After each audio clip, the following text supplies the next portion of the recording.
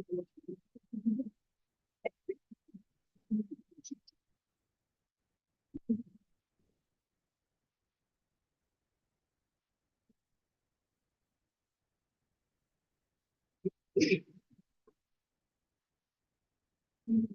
heartily invite Reverend Sister Dr. A. Aroki Dempsey Alphonse, Head and Associate Professor of Botany, overall Star College Coordinator, to deliver the welcome address and to introduce the research person, Dr. N. Tajudin.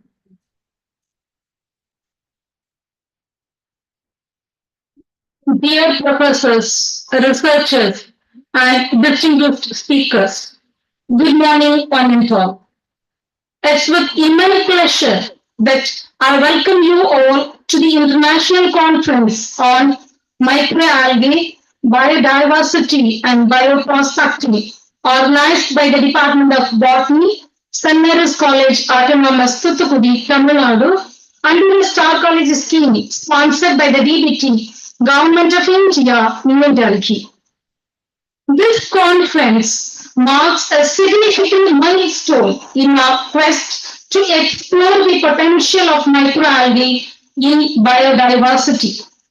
On behalf of the management, it's my privilege and honor to welcome and introduce our keynote speaker, Dr. N. Tajudin, Pro Vice Chancellor, BSc Crescent Institute of Science and Technology, former Professor, Department of Microbiology, Bharathidasan University, Tiruchirappalli. Your presence here is truly inspiring, and we are deeply grateful for the time you have taken to join us. I also welcome our distinguished speaker of the day, Dr. S. Nagaraj, Assistant Professor, Center for Advanced Studies in Botany, University of Madras, Chennai. Your insights and wisdom will undoubtedly enrich this conference. Thank you for being part of this important gathering. With sincere heart, I welcome our Secretary, Reverend Sister Dr. C. Shivana, and our Director of Self-Supporting Forces, Reverend Sister Josephine Jairani, for their gracious presence. I wholeheartedly welcome all the faculty and students from St. Mary's College and other colleges for this inspiring event. We are honored to have distinguished scholars, researchers, and experts from around the globe joining us today. I welcome you one and all. Your presence enriches this conference and reflects your commitment to advancing scientific research and fostering international collaboration. We are grateful for the support of the DBT, Government of India, for sponsoring this event and making it possible for us to gather here today. Microalgae play a crucial role in maintaining ecological balance and offer opportunities in various fields, including biotechnology, environmental conservation, and pharmaceuticals. This conference serves as a platform to exchange knowledge, share research findings, and collaborate on innovative solutions to explore the potentials of microalgae. Throughout the conference, we shall delve into various aspects of microalgae from their biodiversity to their bioprospecting potential. Rest assured that we would explore new horizons, discover new applications, collaborations that will drive innovation in the field. With great pleasure, I introduced our esteemed guest speaker for today, Dr. N. Tajudin, Pro Vice Chancellor, BSc Crescent Institute of Science and Technology, former Professor, Department of Microbiology for Bharathidasan University, Tiruchirappalli. He is a distinguished figure in the field of microbiology with an illustrious career spanning over 32 years in teaching and 35 years in research. Dr. N. Tajudin's area of specialization in microbiology, particularly in cyanobacteria and microalgal taxonomy and biotechnology, has garnered international recognition. His academic journey includes a year-long training in the USA as a postdoctoral research associate sponsored by DBT Overseas Award, showcasing his commitment to advancing scientific knowledge. With a total of 386 publications, including 48 book chapters and 3 papers in Nature Group journals, Dr. N. Tajuddin has made significant contributions in the field. His research has taken him to various countries, including the USA, UK, KSA, Hong Kong, Singapore, Malaysia, Germany, South Korea, Sweden, Denmark, Finland, and Italy. Dr. N. Tajuddin has authored 10 books published under prestigious publishers such as Tansy, Elsevier, CRC Press, and Intech Publishers, among others. His research endeavors have been supported by grants totaling 6.29 crores for personal research projects and programs and rupees 18.5 crores for other research initiatives. As an academic mentor, Dr. N. Tajuddin has produced 36 PhD candidates, guided 31 MPhil candidates, and supervised 140 MSc projects. He has also provided guidance to 14 postdoctoral fellows, further illustrating his dedication to nurturing young science minds. Dr. N. Tajuddin has been actively engaged in presenting his research findings at both national and international conferences with 52 papers receiving Best Paper awards. His expertise has been sought after in various capacities, including delivering lead and plenary lectures, keynote addresses, and inaugural and valedictory addresses at 401 conferences, seminars, symposia, and workshops.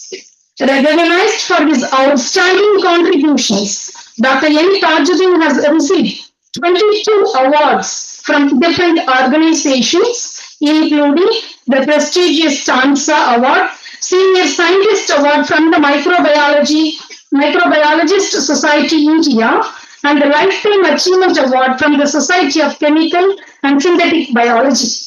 He has also been elected as a Fellow of the Royal Society of Biology in London, Fellow of Mycological Society in India, Fellow of National Academy of Biological Sciences, Fellow of the Linnean Society in London, and Fellow of the Microbiology Society India. Dr. N. Tajuddin has also played a key role in organizing various academic events, including 5 refresher courses, 3 BSc Inspire programs, 8 symposia, 2 international conferences, 2 seminars, and 8 workshops. His contribution extends beyond academia as he has delivered 4 All India radio talks on scientific topics. Dr. N. Tajuddin's impact extends to the industrial sector with 5 MOUs signed with universities and institutions in the Republic of Korea, China, and Taiwan, and 2 MOUs worth of 12 lakhs with industries on effluent treatment using microalgae. His commitment to sharing knowledge is further exemplified by his role as a doctoral committee member for 170 PhD candidates and evaluating 150 PhD theses from other universities. Dr. N. Tajuddin's research has led to the filing and publication of 4 Indian patents and 2 US patents, with 1 US patent granted in April 2022. Notably, Dr. N. Tajuddin has been listed under the top 2% scientists of the world in microbiology, published by Stanford University, USA in 2020 and 21. He has also also played a key role in establishing the National Facility for Marine Cyanobacteria and the National Repository for Freshwater Microalgae and Cyanobacteria funded by DBT Government of India. Dr. N. Rajadini undoubtedly is a beacon of knowledge and innovation in the field of microbiology, whose contributions have significantly advanced the scientific community. We are honored to have him as our guest speaker today, and we look forward to gaining valuable insight from his expertise. Welcome to sir. I encourage all the participants to actively engage in discussions, exchange ideas, and seize the opportunities presented by the conference. Together, let us embark on a journey of discovery and innovations inspired by the incredible world of microalgae. Once again, I extend a cordial welcome to the International Conference on Microalgae, Biodiversity and Bioprospecting. May this conference be a fruitful and enriching experience for all of us. May God bless us all with good health and wisdom required for knowledge acquisition and dissemination. Let us together make it an academically rewarding experience. Thank you, Ananda.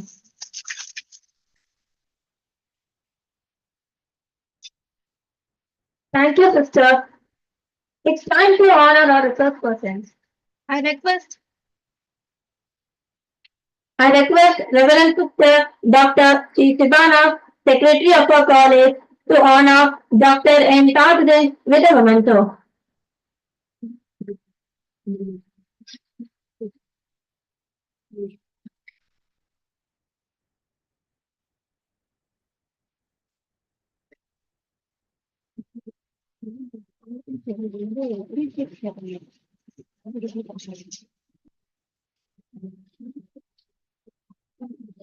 Now I invite Reverend Sister Josephine Jayani, Director of Self-Supporting Courses, to honor Dr. Nagaraj with the memento.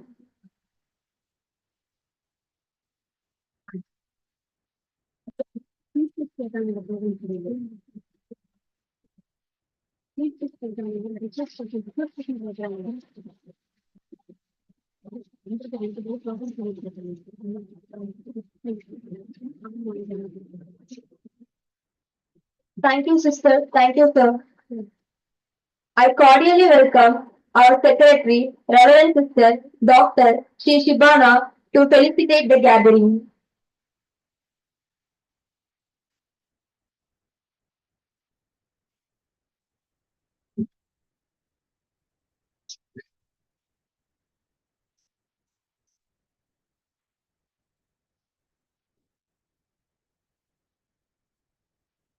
The capacity to learn is a gift. The ability to learn is a skill, and the willingness to learn is a choice. A very pleasant morning to one and all gathered here. Our most respected chief guest of the day, Dr. Yoni Taujidi, Pro Vice Chancellor, BSA, President Institute of Science and Technology, formerly Professor, Department of Microbiology, Bioprospecting University, Tiruchirappalli, and other dignitaries on the day, especially Reverend Dr. Sister Arokya Genesis Alphonse, the overall coordinator of STAR College, convener, and the organizing secretary of this one-day international seminar, and my dear students and other participants from different colleges. A warm greetings to you all. I feel much delighted to felicitate the gathering of this conference. Today is an excellent opportunity to build the tomorrow that we want. Microalgae are small photosynthetic organisms that are vital primary producers in aquatic ecosystem, belonging to different taxonomic groups. They are unique as they have great flexibility and adaptability to grow in diverse environments. Microalgae are potential bioprosthetic agents due to their rich content of numerous secondary metabolites. They are the most diverse group of photosynthetic organic organisms on the planet with great potential of the discovery of novel bioactive substances. In the present scenario, we may have stumbled onto the next green revolution. Microalgae will soon become a top tier contender to combat global warming as well as energy and food insecurity. There is a proverb that says your happiness is a reflection of your health. This microalgae can bring the happiness to us. Why don't we have it? Soon, the world may be filled with various products of microalgae. And I am sure this conference will enable the participants to get a deep insight into the various perspectives of microalgae, its biodiversity and bioprospecting potential. I take this opportunity to congratulate and appreciate the overall coordinator, Dr. Oroki Delicious Alphonse, convener and the organizing secretary of this one-day international seminar. She's very dynamic and vibrant. And other coordinator, the team members of Department of Botany and my dear students. So I really appreciate your untiring effort and enthusiasm to excel this one-day international seminar successfully. On behalf of the management of St. Mary's, I really appreciate each and every one of you to have a great day ahead. May God Almighty bless us all for the tremendous successful of this day. There is no end to education and no one can take away from us. So develop a passion for learning. If you do, you will never cease to grow. Yes, this conference will widen your knowledge and aid to learn new and innovative things in the world. Yes, once again, I congratulate to the teachers, teaching and non-teaching of the Department of Botany and overall coordinator, Dr. Sister Oroki Genesis Alphonse, for this wonderful seminar. May God bless us all our endeavors.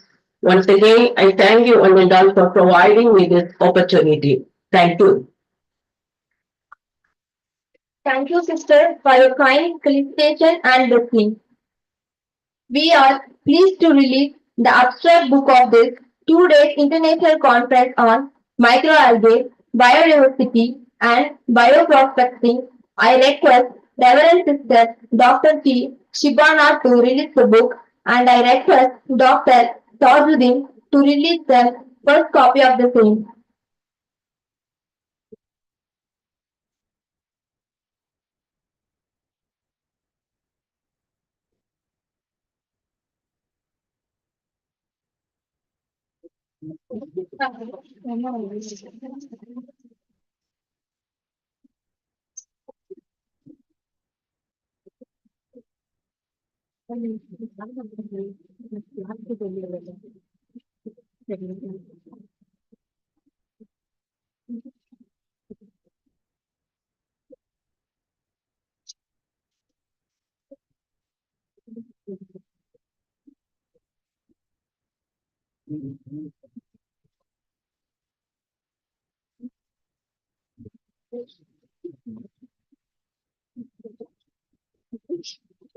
Thank you, sister. Thank you, sir. It's my pleasure to call Dr. M. Tajuddin, Pro Vice Chancellor, BSA, Crescent Institute of Science and Technology, former Professor, Department of Microbiology, Bharathidasan University, Tiruchirappalli, to give the inaugural address. Over to you, sir.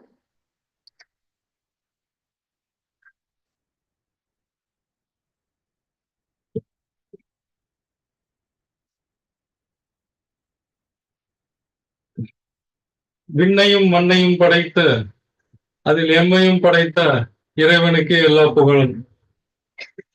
Most respected Reverend Madam Shibana, Secretary of this college, and Reverend Sister Dr. Jessie Fernando, Principal of St. Mary's College, and Head of the Department of Botany and Organizing Secretary Dr. A. R.K. Genesius Alphonse, the other team members of the Botany Department who are responsible for organizing this conference, participants, faculties from sister departments. In joining with the organizing secretary, I welcome you all for this international conference on algae, biodiversity, and bioprospecting. So everyone knows that our country is always in a developing country stage. So 50 years back, we are telling that we are in a developing country stage. 20 years back, again we are mentioning that we are in a developing country stage. Today also, we are in a developing country stage. So why it is like that? So in front of us, we are having so many future threats, 4 major threats in front of us. So that's why we are always in developing countries, even though we are topper in several technologies in the world. For example, aviation technology, missile technology, agriculture, automobile technology, IT, all the technologies we are topper. But still, we are in a developing country stage because we are facing several threats, as I said. First major threat is the pollution. So whenever our country prime minister or any official going to other countries, they are inviting the foreign companies to step on these companies in our soil. So we are not having awareness on the pollution emanating from the industries. So we are spoiling our mother soil, mother nature. So one American proverb says that we do not inherit land from our ancestors. We are borrowing from our children. So we have to give a very clean, green environment to the future generation. Then only they are very happy. Instead of we are securing the wealth and so many other things to our progeny. So this is a very important stage. Without we have to think our country without any pollution. For example, one scientist from Finland, he came to our university and I asked them why your company is not establishing in your Finland, why you are coming here, what is wrong with your country. He said that I don't know whether it is wrong or not wrong or any ill effort in India, but we feel that it is wrong to our country. So you just imagine the awareness of the pollution. So even I like to share my personal experience in US, where I stayed 1 year there through DBT Overseas Research Award.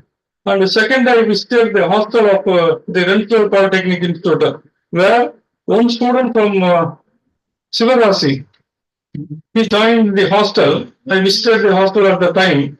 He carried the, Kutralam towel. Kutralam towel, you mean very attractive towel. It has a very, attractive color, maroon color, green color, very all dark colors. He used maroon color towel and used in the bathroom. So when we took the bath, the other fellow of the inhabitants of this hostel, they watched that some red colored water comes out from this bathroom. So they are afraid. Then immediately they call the environmental protection agency. Some person from India took bath and the red color is coming out. They are really afraid. Then within 10 minutes, the environmental protection agency people came there and then they called the Indian students. Initially, they gave some preliminary words. We are welcoming to USA for imbibing the knowledge and getting the coveted position in your future like that. Everything, preliminary words they initially applied to the student. And then they asked little by little, when you are taking the bath, some red color water comes out from the bathroom. What is that? Then he laughed. So it is nothing, sir. Just I use the towel. It is a new towel. When there was some kind of dye coming out from the towel. So why not you demonstrate this one? Then again he took the towel, same towel, and plunge it in the water and squeeze it. Some quantity of the dye comes out. Then they got the proof. Then they said, you man, all the way you are coming from India, you are spoiling our motherland. So you have to pay $1,000 fine. At that time, $1,000 is nearly 39 rupees, 39,000 rupees. Just to imagine the awareness of the other countries, the awareness of our country. So that's why we are still in developing countries because of the pollution. We are facing so many diseases and ill effort. So we have to purchase the antibiotics. All the antibiotics are patented by other countries. When you are purchasing, you are spending millions of money to other country. So this is one of the reasons we are not. We are in a developing country stage. Second major threat is the diseases. Emerging new diseases like pandemic, COVID, SARS, AIDS, and so many new diseases emerged.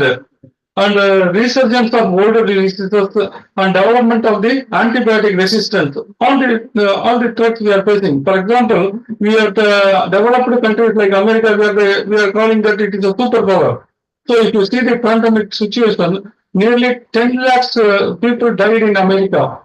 In India, just 4.9 or 5 lakh people died. So who saved your life? Any doctor saved your life from the epidemic? No. Any engineer? Any politicians? Even our parents will to save our life? Nothing. Only the biological scientists who discovered the vaccines, antibiotics, and so many other drugs. And that's why we are now in a, even though now if you are testing me, I will also have the COVID virus. But our immune system is developed through the vaccine. So that's why we are saved. So now you realize the importance of the biological scientist. And not only the biological scientist, if any drug discovered from any laboratory, if it reaches to society, the discovery of the drug in the laboratory is not only sufficient.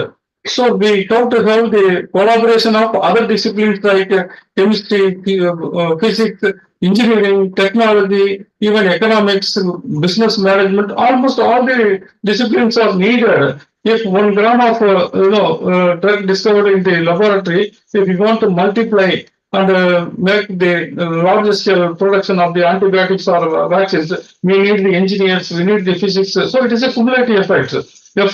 So that's why everything is needed, equally important for getting the drug to the society. Okay. And third major threat is the population explosion. So I'm very happy to say that we are previously second world population of the world. We are next to China. Now we over dominated to China. Now in the world we are the most populated, thickly populated, and the population is more than that of the China.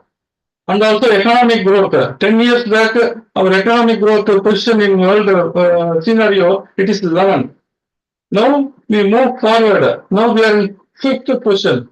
First is USA, second one is China, third one is Germany, fourth one is Japan, fifth is our country. Now we are marching forward. In spite of this, we are in a developing country state. This is because, the population explosion. For example, in 50 years back, there is a food scarcity. In 1970s, we cannot purchase the food grains or wheat or any grains in the outer market, open market. So we have to stand in a big queue in the ration shop, then only we'll get it.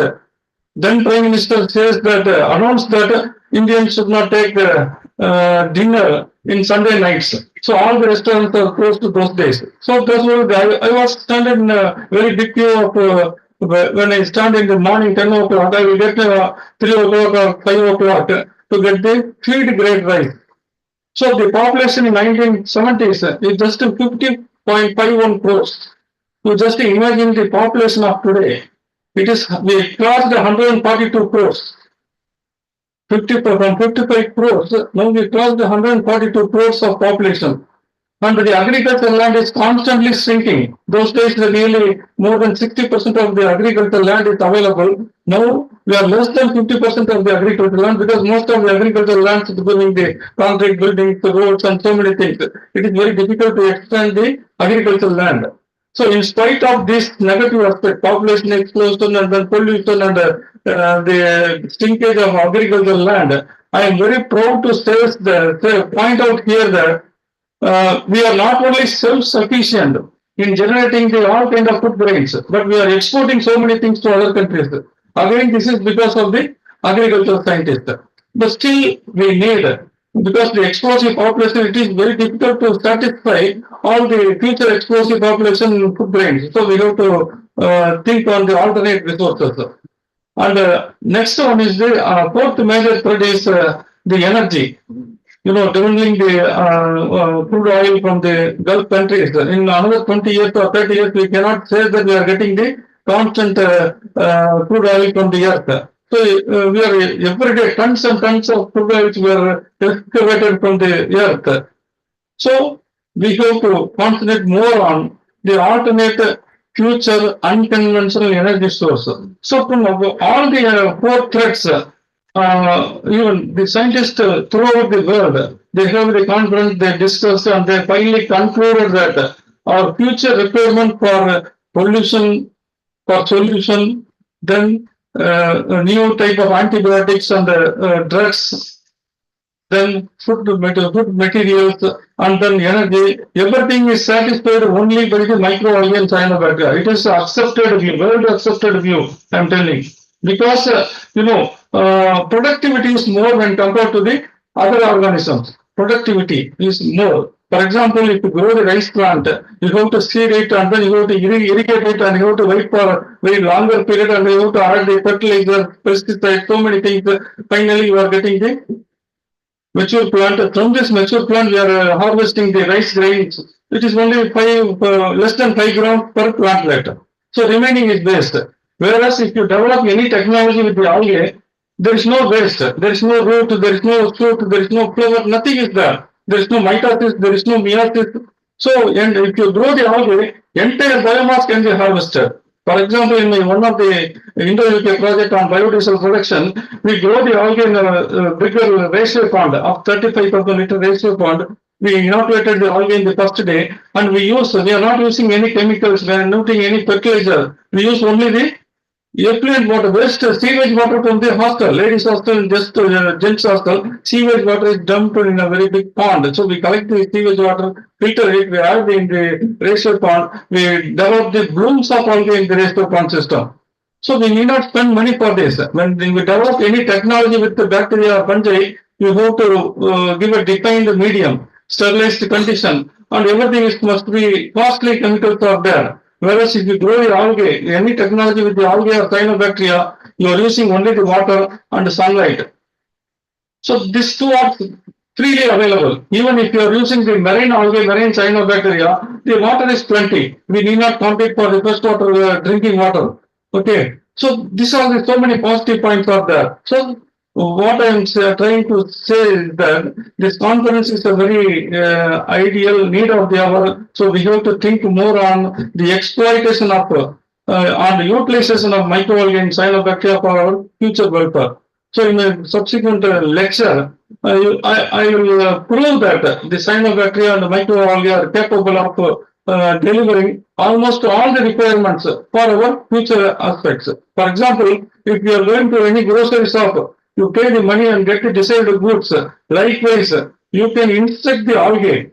You can instruct the algae and get the desired products. For example, if you want the heat shock protein, grow the algae and give some kind of heat shock. Definitely, you are getting the heat shock protein. If you want a high lipid content for biodiesel production, grow the algae and give some kind of stress. Immediately, you can enhance the lipid productivity. And if you want particular type of antibiotic, just grow the algae and identify the enzymology cycle, which substrate is required for switch on the genes for the particular antibiotic synthetic gene. You provide the substrate, definitely you are getting the whatever you want, the quality and quantity of antibiotic you can get it. It is possible. It is very possible. And also growth medium is nothing. Okay. So that's why algae is a very important tool to satisfy all the future requirement.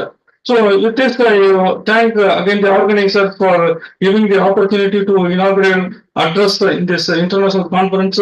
From this conference, I am going to share some of my proof documents with my all. Everything is carried out by students. So whatever I am standing here, it is not my contribution. All the data developed by my students. So because of my students' effort, I am standing here. I thank all my students for getting the name, fame, so many awards, everything. It is really from my students. So in this juncture, I thank all my PhD students as well as my PhD guide who really shaped me to stand before you. Because I studied in municipality school those days and then studied in government arts college, Karur, from PUC, BSc and MSc and Pundi Wisdom College at Tanjavur, and subsequently I joined in Bharatdasan University as a research scholar, and 87 I entered in as a research scholar, 91 I joined as a lecturer, and 2023 June I retired from my service and occupying almost all the coveted positions in Bharatdasan University. So with this, I like to give my talk on what are the applications of microalgae and cyanobacteria.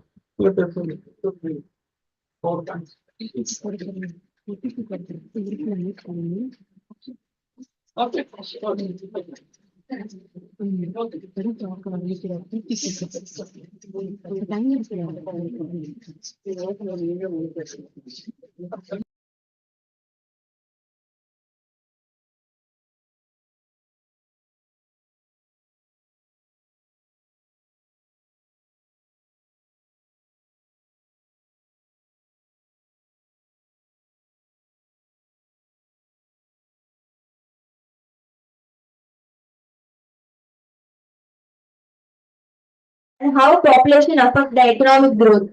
Your valuable input on microalgae and its usage was very interesting. Thank you so much, sir. Now I call upon Dr. Jacinda Tamilmalai, Associate Professor of Botany, to deliver the vote of thanks. Good morning to all.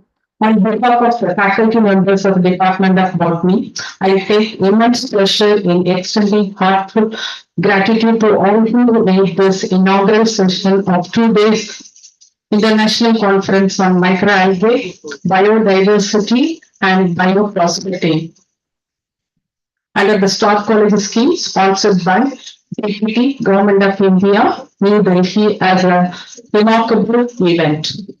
First and foremost, I render my gratitude to Lord Almighty for His countless blessings, endless grace, and the Lord's abiding presence in all our endeavors. At outset, I would like to express our profound gratitude to Honorable Pro Vice Chancellor Dr. N. Tajuddin, PSA, Crescent Institute of Science and Technology, former Professor of Microbiology, Bharatdasan University, Tiruchirappalli, for sparing his valuable time to address the gathering and highlighting the importance of microalgae in protecting the motherland.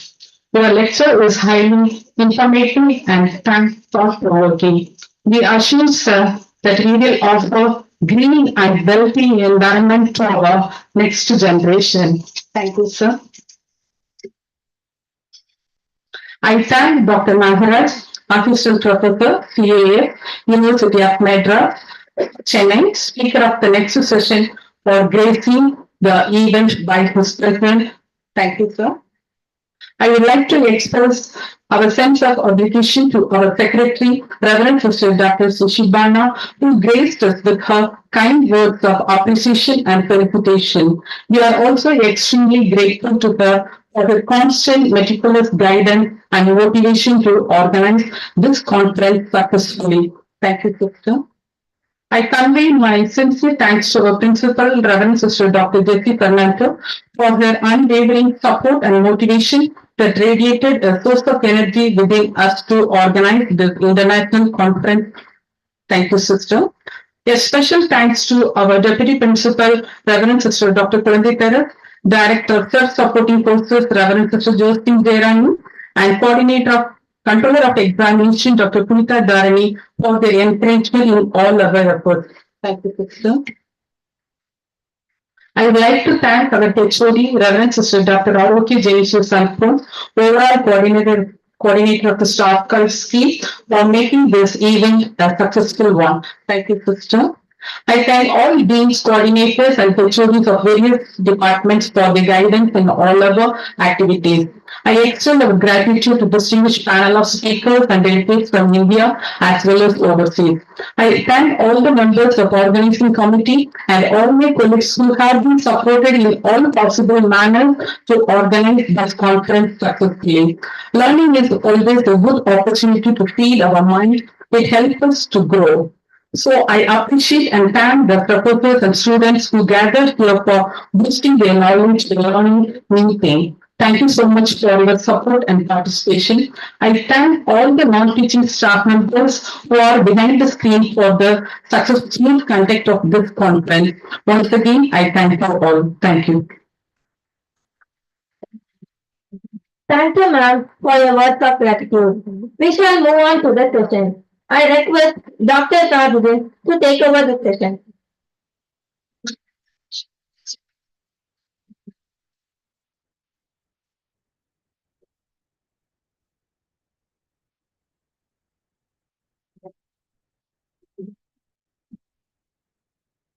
அது centre வந்து கொண்டு போயிடுங்க copy பண்ணிடலாம் இன்னும் support எல்லாம் வரும் இதெல்லாம் press பண்ணிடுங்க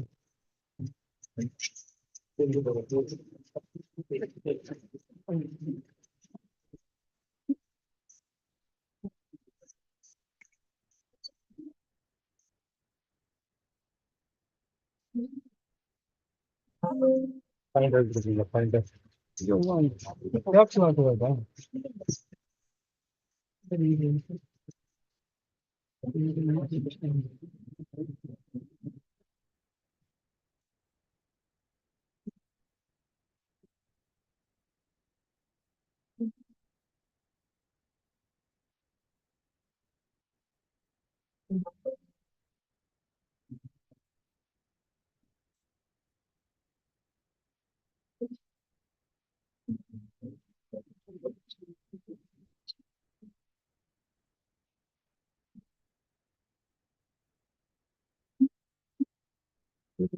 மாற்றுவீங்களா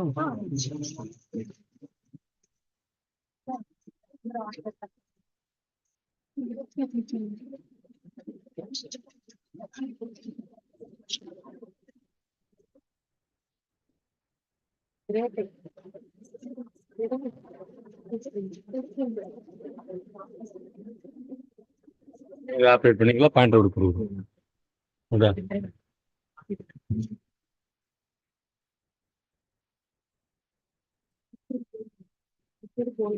So once again, very good morning to each and every one of you assembled here. I also welcome Dr. Nagaraj,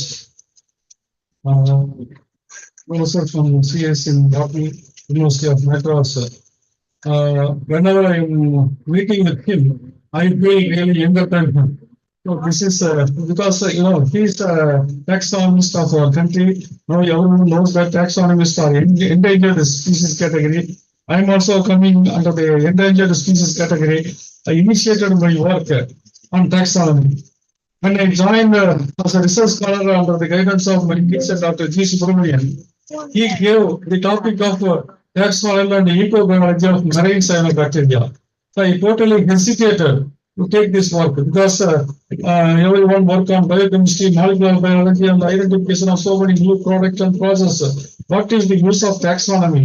I totally hesitated to work on taxonomy of cyanobacteria, but anymore, my Dr. G.S. says that you join under me, I am paying you for a fellowship. Whatever I say, you must follow. So beggars cannot choose like that.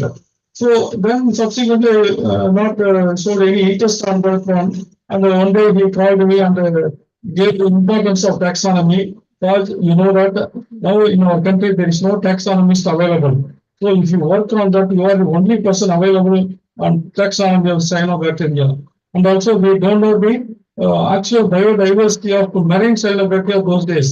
When Madras University, Dr. Anand, Banaras University, all the topmost universities who are working on taxonomy of freshwater cyanobacteria and the microalgae, not the marine form. So we, in the country, during 1987, initiated to work on the taxonomy of marine cyanobacteria. The instrument I used in my PhD thesis is just 20,000 rupees worth instrument. So a microscope at the time it costed 8,000 rupees. And spectrophotometer to analyze the water analysis and biochemical aspects. It is 12,000 rupees. With the 20,000 rupees worth instrument, I did and completed my PhD. And during my work, I isolated, purified the germplasm of marine cyanobacteria for the first time in our country. The marine cyanobacteria germplasm is recognized by the Department of Biotechnology. They invited my guide to establish a national center for marine cyanobacteria. In 1991, we got the award of nearly 2 crore rupees. 91 2 crore rupees for the establishment of marine cyanobacteria at Bioprospecting University. Now it is a world famous. So now we are having more than 1,000 strains of marine cyanobacterial germplasm. In addition to this, we have Arctic and Antarctic microalgae and cyanobacteria. It's collected from my colleague Dr. Prabhakaran. We are maintaining nearly 200 strains of polar cyanobacteria also in our. So whoever want the cultures for your research work, just to go to the website and apply through the website, you can get the culture collections. Whatever culture you want, you can get it. The cost is just 1,000 rupees per culture with the GST. It is go to university. The amount is goes to university. This is Department of Biotechnology's regulation. So we have to collect the money for supplying the cultures. Okay. So this is the brief history about this. Next. So for microalgae and cyanobacteria for collection, we need not go any special place. So wherever sunlight and the moisture is there, definitely naturally you can get the growth of microalgae and cyanobacteria. The collection is very easier. Okay, next. And if you see this slide, so this is the algal bloom. We got it from just the backside of our ladies' hostel. All the sewage water dumped in. If you collect this, you can see the very beautiful microalgal cyanobacterial cultures, strains or species are there. So that's why we need not go for any other places. And the problem of collection is nowadays almost all the natural environment, aquatic environment is polluted. Only pollution tolerant species are forming the blooms. We are losing so many natural biodiversity. For this, we are going to remote places where there is no pollution. Then only we can record the 100% of the biodiversity. Next. Next, please. Next slide. Yes. So as I initially said, what are the advantages of microalgae and cyanobacteria? If you see this slide, it is an efficient biological system. It is a photosynthetic organism, just like a plant. It is a microscopic plant, that's all. And there is no, as I said, there is no root, stem, clover, and no complicated structures.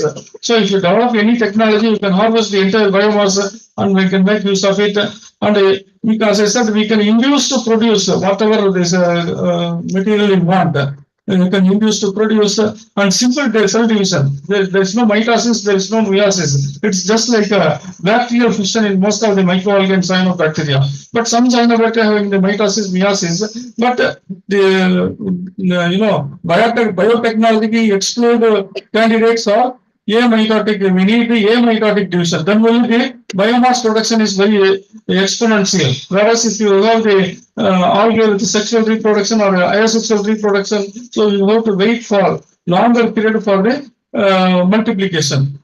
And then it can be grown in any kind of water, brackish water, sea water. The product is not meant for the human consumption. We can use the sewage water, effluent water, and we can bioremediate the effluent also. So this is also possible. And there are so one point is missing.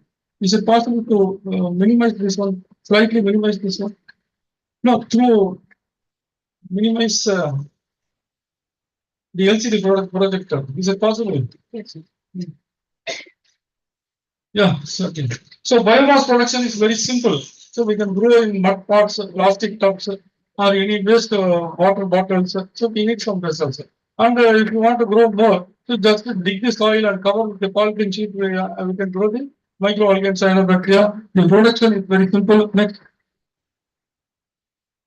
Next slide, please.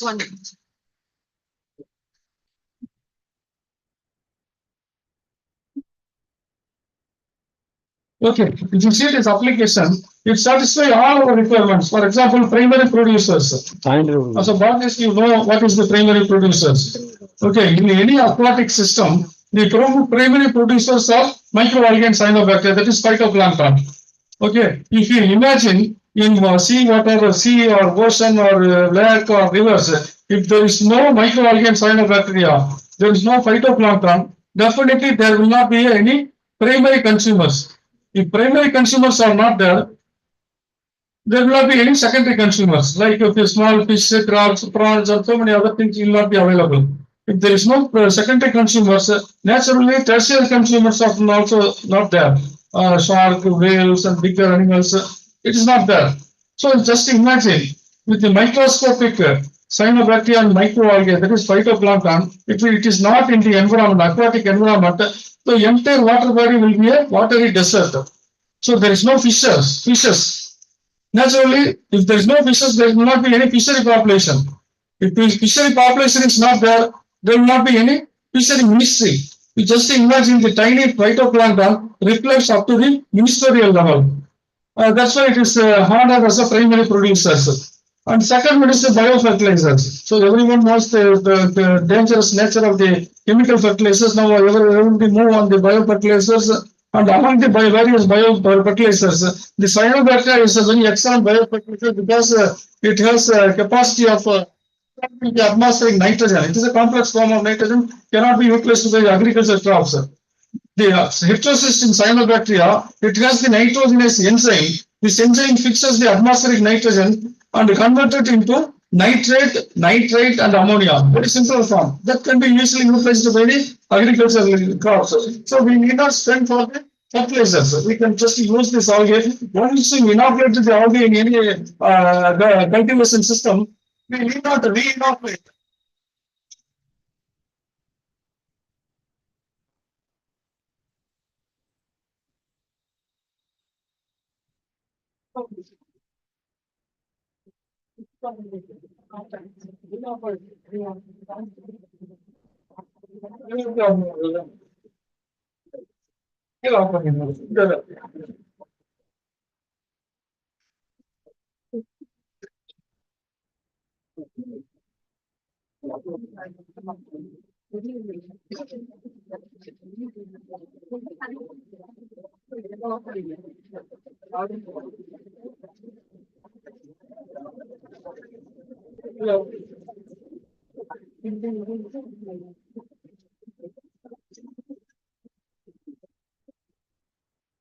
In addition to nitrogen fixation, this organism liberating so many other secondary metabolites, it detoxifies all the toxic substances in the aquatic environment.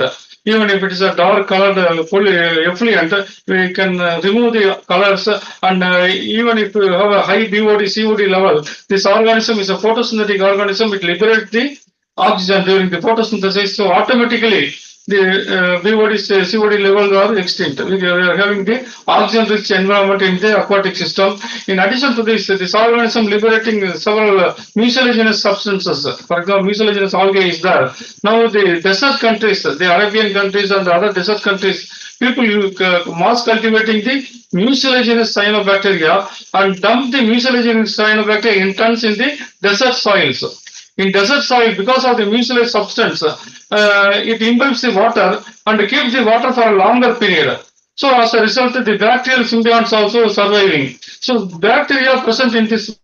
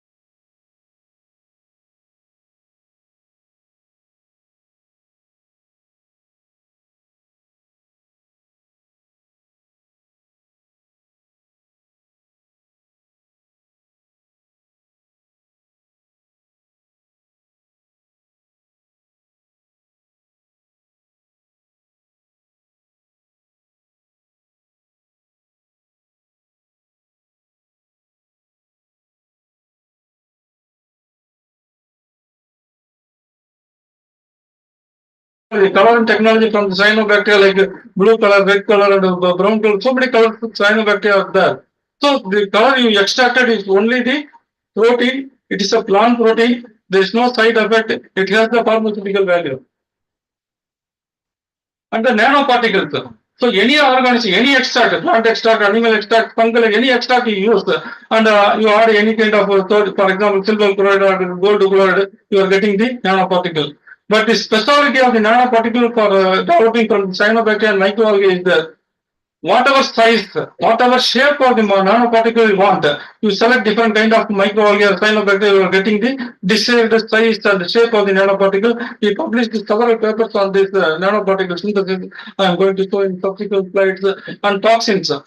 So what you don't feel that all the cyanobacteria and microalgae are beneficial. Less than 1% of the microalgae and cyanobacteria are toxic producing organisms, so it's producing the toxins.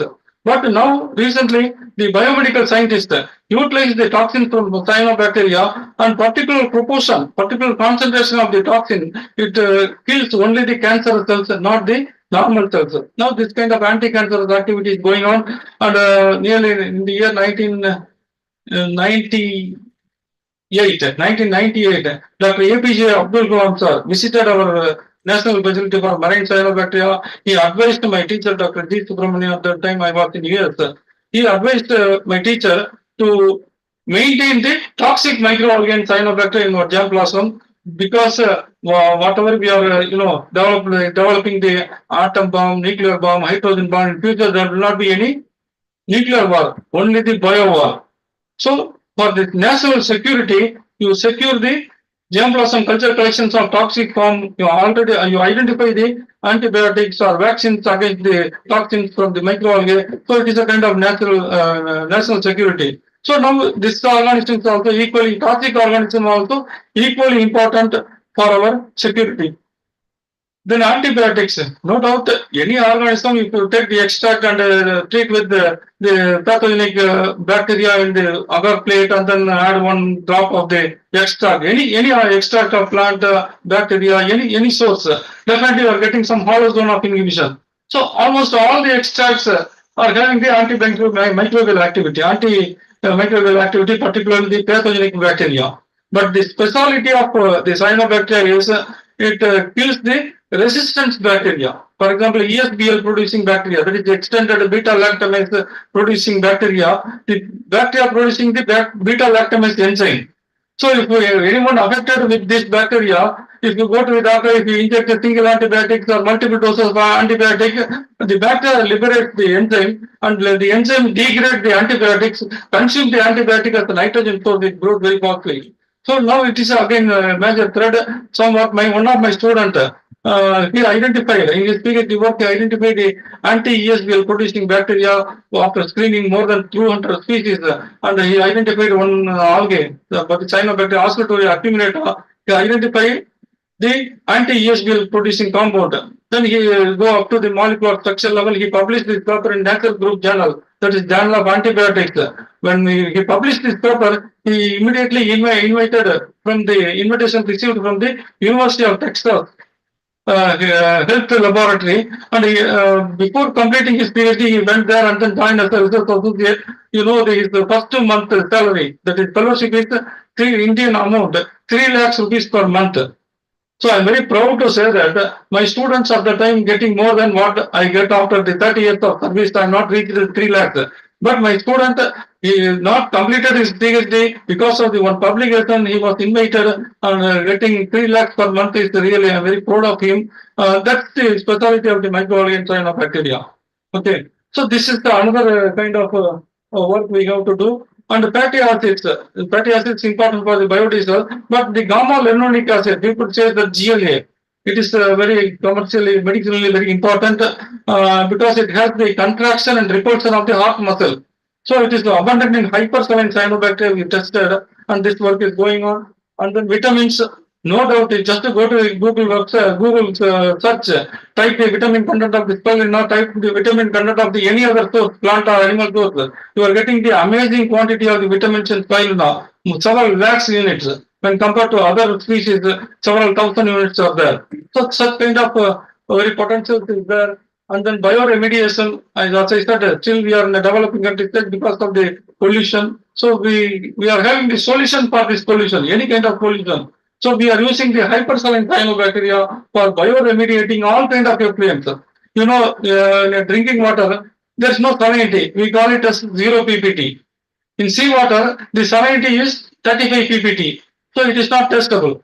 Okay, we cannot drink the seawater. In the case of salt pans, in Toothukudi, there are so many salt pans are there. The salinity is more than 300 ppt of the salinity. The only organism surviving in this extreme salinity is the microalgae and cyanobacteria. So if you make use of this organism for bioremediating any kind of effluent, definitely you are getting the 100% success. We published a number of papers on bioremediation of cyanobacteria, particularly hyperthermal cyanobacteria in almost all the effluent. And finally, antifertility compounds.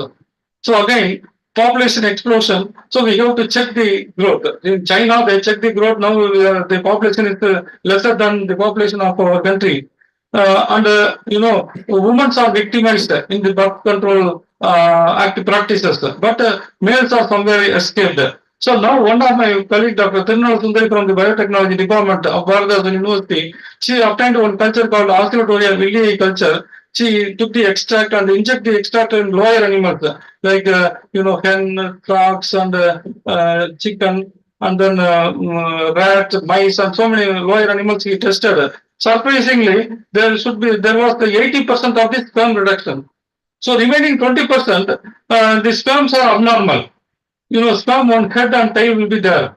Okay, after treatment of the Oscillatoria villi extract, the sperm is headless, tailless, single head with multiple tails, multiple head with single tail, all are abnormal. So we can proclaim that 100% sperm reduction because I know that because I took the micro photograph of all her experiment. So by showing the photograph, she received nearly 80 lakhs rupees from Ministry of Earth Science to continue the work on identification of the anti-fertility compounds. So this is the again need of the hour in this kind of explosive population. Next. So thanks to Department of Biotechnology, they sanctioned, so far we received more than 10 crores for establishment of a national facility for marine cyanobacteria. The major work is this survey of biodiversity of marine cyanobacteria of the Indian coast. We completed from South Indian coast from Bhimanipatnam to Goa, Andaman, Nicobar Islands, Lakshadweep Islands. We completed our survey. So we have to go for remaining place to write the marine cyanobacterial wealth of our country, like monograph we are developing. So we are waiting for some other funds for surveying the remaining place. Not only identification, we are making establishment of the culture collections for the marine cyanobacteria in Bharatha University National Facility. Next. First, I want to show some of the microscopic slides, how it looks like under the microscope. So when you see the bacteria, there are only 4 morphological types. Whereas in cyanobacteria or microalgae, the morphology is very vast. We need not go for biochemistry, physiology for identification of species as we are doing with the bacteria and the fungi. Whereas in cyanobacteria, morphology is very vast. By seeing under the microscope itself, we can identify up to the species level. But the problem is when we are taking these cultures, the samples from natural environment, it looks like something. So if you are continuously growing in the culture medium in the laboratory, it changes the morphology. So it is very difficult to identify. For this, now we are trying to use the 16S RNA gene sequencing technique. And then we can make the phylogenetic analysis, and then we can pinpoint the variations of this one. So if the changes of morphology is there, if we are using the 16S RNA, it won't change. So based on this, we can identify this is the particular organism. For example, one Microalgae species, if it is in a natural environment, it is the bundle forming enclosed with a very thick sheet. So the same Microalgae, if you are culturing in the laboratory condition for a longer period, it won't produce the mucilage. Because in natural environment, due to the stress condition, it liberates the mucilage sheet around this. Throughout the year, this organism is existing in the culture medium, so it need not produce the mucilage. So it looks like oscillatoria. Likewise, not giving the correct point to identify whether it is a microcoreus or oscillatoria. For this, we have to use the 16th RNA gene sequences to identify it.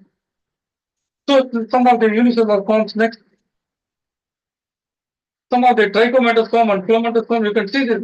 All the four slides are far medium tenue, but the phycocyanin and phycoerythrin, the combination is different. We are getting the different color. If phycocyanin and phycoerythrin is in the uniform proportion, we are getting the blue color. If phycoerythrin is dominated, we are getting the different shades of colors. Next. So this is a heterocystis cyanobacteria. The last one, blue color one, is a nodal area fumigena. It is having a neurotoxin. Neurotoxin is there in this nodal area species, and these are the highly evolved branched form from unicellular to branched form. So that's why by seeing under the microscope we can identify up to the species level. Next. So this is the total documentation, 240 species so far we reported. Next.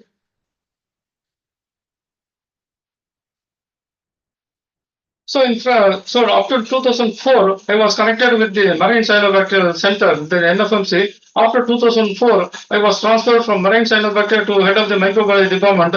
I don't want to repeat again the work on Marine Cyanobacteria. I work on the freshwater microalgae and Cyanobacteria. You can see some of the algal blooms. You can see this. We are collecting this. The student who is collecting this first slide. So he is going to give a lecture in the subsequent.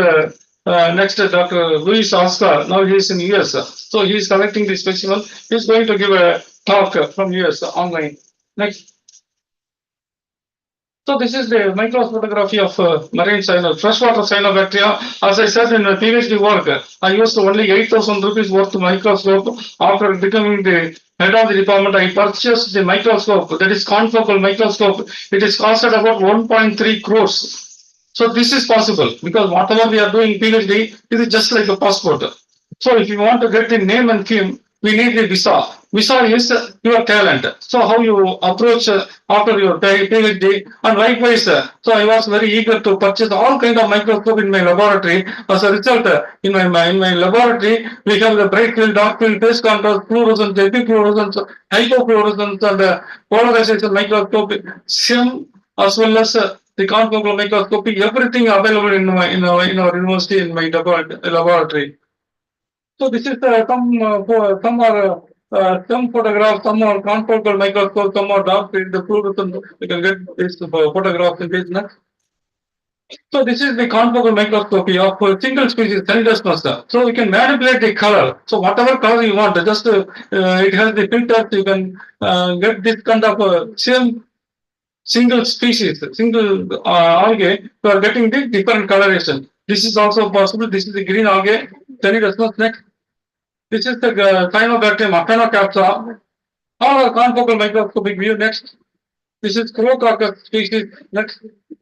This is Gliocapsa. Likewise, we are getting very attractive color. It is available in my website. Throughout the world, this kind of photograph available in my website only. You can't get any this kind of micro photography anywhere in any laboratory. Next. So thanks to DBT, they again recognized our culture collections of freshwater microalgae and cyanobacteria in 2015. They approved for the establishment of National Repository for Microalgae and Cyanobacteria. So because of the taxonomic only, so my colleagues at the time, nearly 7 people worked with me on some marine cyanobacteria. All are working on biochemistry, molecular biology, so many things. But I work concentrate only on the taxonomy, biodiversity, and as a result, we established a national facility for marine cyanobacteria and continue during my microbiology professorship, continue the taxonomy of freshwater cyanobacteria. The government of India recognized our culture collection center. They approved the second national repository. So far, we received nearly 3 crores. The first phase of building is inaugurated by Department of Biotechnology, advisor Dr. Sangeeta Kasturi. You can see Dr. Anand Sir, my role model professor. He is also professor of Dr. Nagaraj, TS in botany, is the role model. He taught me the taxonomy of cyanobacteria of those days, 1987. So because of him, I imbibe the knowledge on taxonomy, and then we can establish 2 national facilities for marine cyanobacteria as well as the freshwater cyanobacteria. Next. And recently, 2023 June, we inaugurated the second phase of the building. It is the complete building of National Repository. Our Vice Chancellor is inaugurating this one. After this 1 month, I retired from the service, and luckily, two of my students joined in my microbiology department. My first PhD student, I gave the Marine Cyanobacterial Center to him as a director, and another student, Dr. Dhanasekaran, he is taking care of the freshwater center. So I'm happily coming out because they will continue this the two national facilities another 2040. Then after that, their students will take care of this one. So only thing is the students who are working on the microalgae and cyanobacteria are only eligible to run this kind of taxonomy work. Taxonomists are eligible to continue the process of marine and freshwater cyanobacteria center. Next. So, with a very great difficulty, I collect all the topmost microalgae and cyanobacteria of the world. I secured in the reception of the freshwater microalgae and cyanobacteria. Next. And our honorable governor of Tamil Nadu also interested to visit our national facility, repository of freshwater microalgae and cyanobacteria with his wife. Next. So, as a result of molecular taxonomic work, I learned. So, I used this technique to all the culture collection, not only the microalgae and cyanobacteria. I used bacteria, fungi, actinobacteria, viruses, and so many things. So far, we deposited 625 species of nucleotide sequence in the gene bank, and recently we deposited more than 10 whole genome sequencing also, because I purchased the gene sequencer through the DST Plus.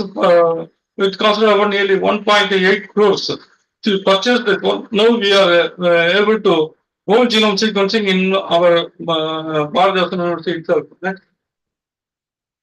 So these are all my students who are major contributors of gene bank submission. So you can see, so most of the students are settled in abroad also, and some people work on in our department. And first student is Dr. Muralidharan. He was my first PhD student. After that, just like me, after joining his completing his Bioprospecting examination, within 15 days he joined as a lecturer. I was also those days after my Bioprospecting examination, within 3 days I joined as a lecturer.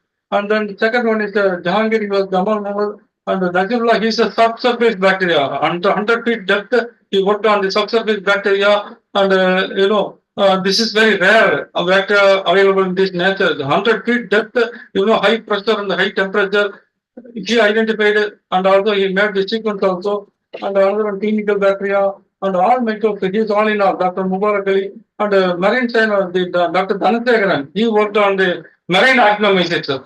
So our Bharat University name is listed in top 5 institutions working on the actinomycete research, as published in Journal of Experimental Biology. So we are in the second place because of the contribution of Dr. Dhanasekaran. He was also my student, and group 1 introns, and then probiotics, endophytes. So these are the major contributors. Almost all the students who are coming to the MSc Microbiology project or MPhil. So I asked them to work on 16S RNA and then submit in the gene bank. So almost all the students who are working with me from internship or anyone, they worked on the 16S RNA, and before submitting their project work, they submit the gene bank and get the accession number. That's why the gene bank accession number is expanded every day. Next. So coming to application, so far some basic aspect I said. Now we are going to for application. First one is spirulina. The protein content of different sources. The rice only less than 7%. Then beef, chicken, or mutton, maximum of 20% of the protein is there. Whereas in soya bean, we have 30 to 35% of the protein. This is the only maximal protein present in the plant, soya bean. And then chlorella, it is 50% of the protein, and spirulina, it is a cyanobacterium, it has 71% of the protein. It is really the amazing quantity of the protein. That's why almost all the industries are cultivating the spirulina, and tons they are exporting to other countries as the food, feed, all are extracting the nutraceuticals and pharmaceuticals from the spirulina. Next. So even some of the African countries, without cooking, just collect the harvest the spirulina from the open ponds, natural ponds, and then they consume it because it is safe. The World Health Organization certified that spirulina is world safest food. Likewise, they certified because there is no side effects of that because it has the good antioxidant activity, anti-cancer, antimicrobial, whatever positive things is there, definitely you can get it from the soil now. Next. So this is the one small incident I like to share. So nearly 10 years back, I gave a entrepreneurship lecture of Pailna, entrepreneurship lecture in Ponnaya Ramajayan College at Tanjavur. At the time, there was no Bristol University. So I gave the lecture to first year BTech student for Pailna entrepreneurship lecture. So he is first year student, Mr. Tanga Prabhakaran.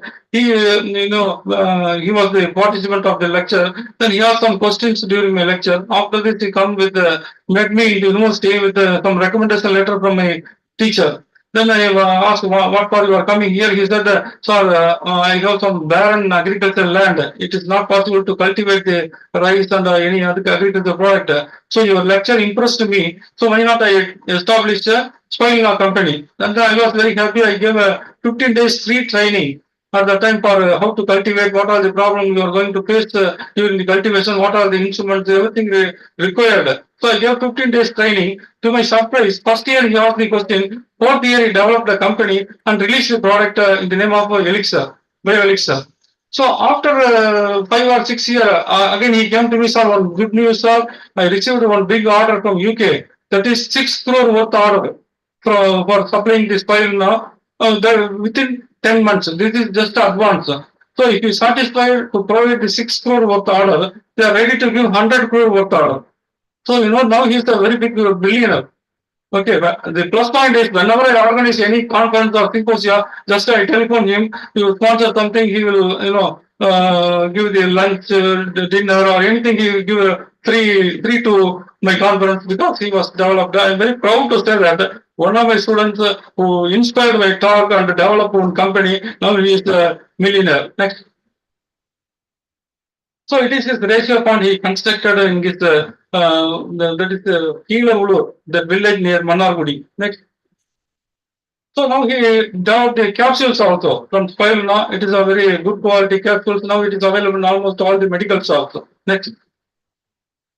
So now FICO remediation. She was my first part-time PhD student, now working as a professor and head in Women's College, Pudukkottai. So he is Dr. Navasade. He was my first part-time student. He worked on the hypersaline cyanobacteria. He collected the samples from Kattumavadi region, the Palmium tenuis species. KMD means Kattumavadi region of the Pudukkottai. The strain number is 33. So he used that culture and he tried to bioremediate the Hindustan Paper Mill Limited from effluent from Trivandrum. He collected the effluent and treated her effluent, and finally he got very excellent report because it's the hypersoil cyanobacterium. It degrades the effluent, reducing the BOD, COD, increasing the dissolved oxygen, increasing the nutrient content because death and decay, it increases the nutrient also. And then any pH, if it is acidic pH or alkaline pH in the effluent, because of the secondary metabolite released, it convert to neutral pH. That's why this is a very good biofertilizer to treat with acidic soil or alkaline soil. So if it is a neutral, the agricultural productivity will be very high. Next, she published some good papers in international journals. Next. So this is one effluent, the cleaning final effluent from the Hindustan Paper Mill Limited. After treatment, you can see the color reduction. Nearly 99.9% of the color is reduced. It degraded by the organism. There is no BOD, COD because it is a photosynthetic organism. You can get the oxygen content. Next. So another student, Mr. Sadish Kumar, now he is working in Oman. So he worked on the degradation of the crude oil. So the seashore area, the oil spilling is the major problem. So we want to identify some cyanobacteria for crude oil degradation. He used several cyanobacteria. Finally, the Parmigian tenuis, the 33, it organism proved that it degrades the crude oil.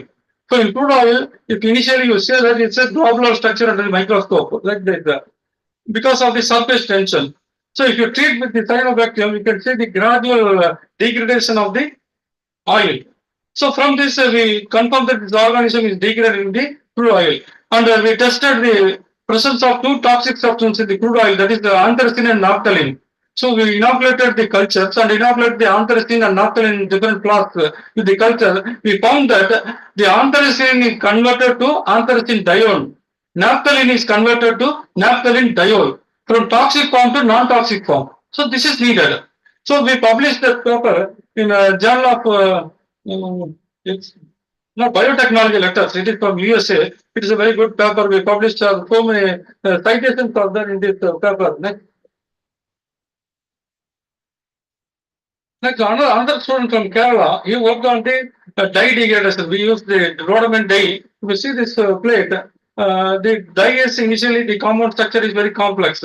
Once we treated with the green algae or cholesterol, after 15 days, the compound structure is denatured. We are getting the different broken fragment of the compound. Then we tested with the nature of the compound, whether it's a toxic or non-toxic by GCMS library. We found that all the degraded compound we are getting is non-toxic.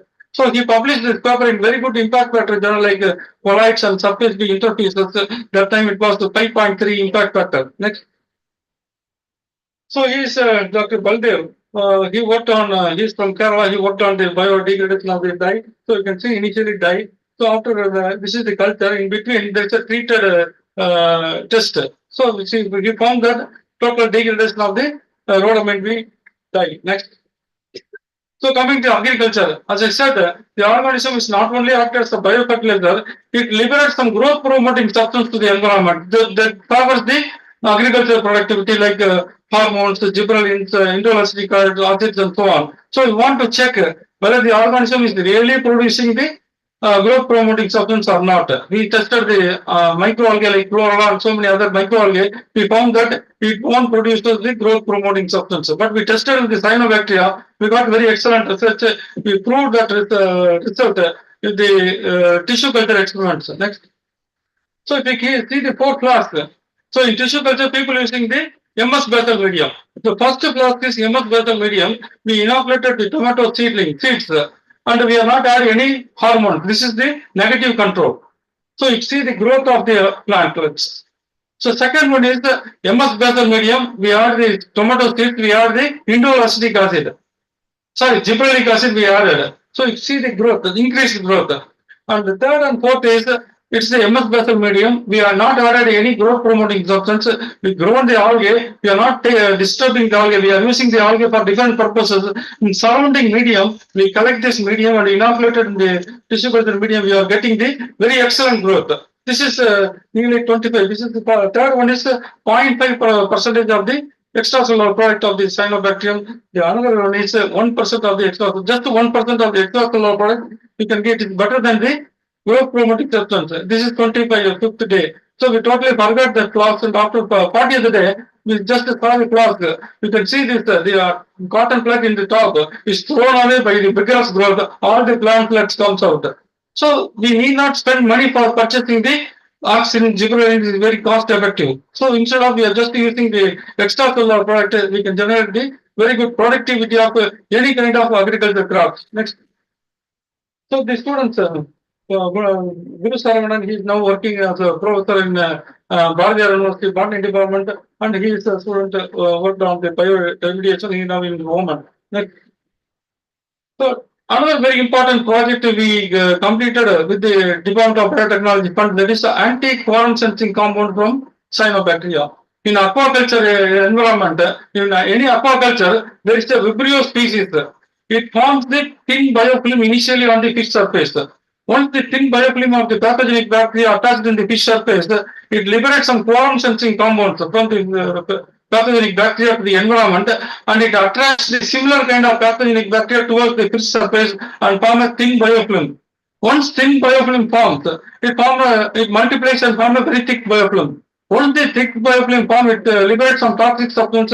Ultimately, there is a fish mortality. It leads to the death of the fishes. So aquaculture is it's a very big major problem for the aquaculture. To avoid this one, they add kilograms of antibiotics to kill the Vibrio species. But knowingly or unknowingly, when we are consuming the antibiotic fed fishes, we are also consuming the unnecessary antibiotic. It causes the side effects. So we want to have different technology, that is eco-friendly technology, to inhibit the biofilm formation. For this, we applied one project, we got nearly 60 lakhs from DBT. Next,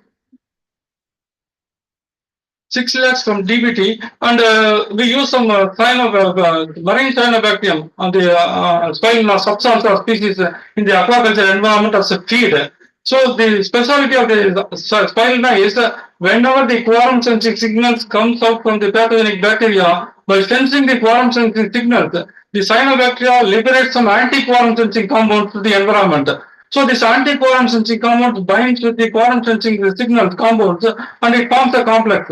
Once the complex is formed, it won't reach the pathogenic bacteria from the aquaculture environment, so it prevents the biofilm formation. So it is an eco-friendly approach.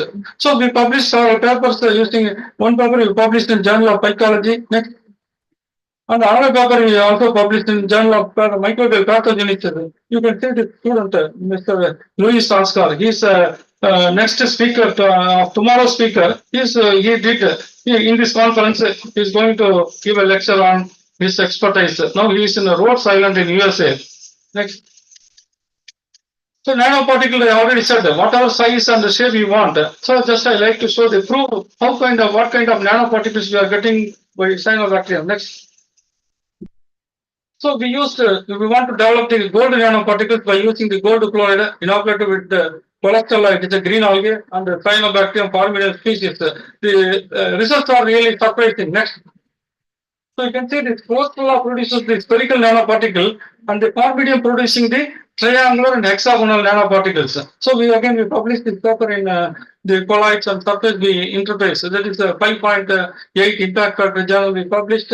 The student, Dr. Mubarak Ali, he did this one. He's all in all. He worked on taxonomy, nanoparticle synthesis, then molecular taxonomy, everything he will do. Now he is working in the Crescent Institute of Science and Technology, where I am presently working. Previously, he was in Korea for quite a longer period. So again, we use some the red algae, the Delidium, Amanacea. We are getting the cubical type of gold nanoparticles. That's why I initially said whatever size, whatever shape of nanoparticle you want, to select different kind of algae, you can get the desired quality and the quantity of the nanoparticle. We experimentally proved with the international publications. Next. So now coming to biodiesel, microalgae biodiesel.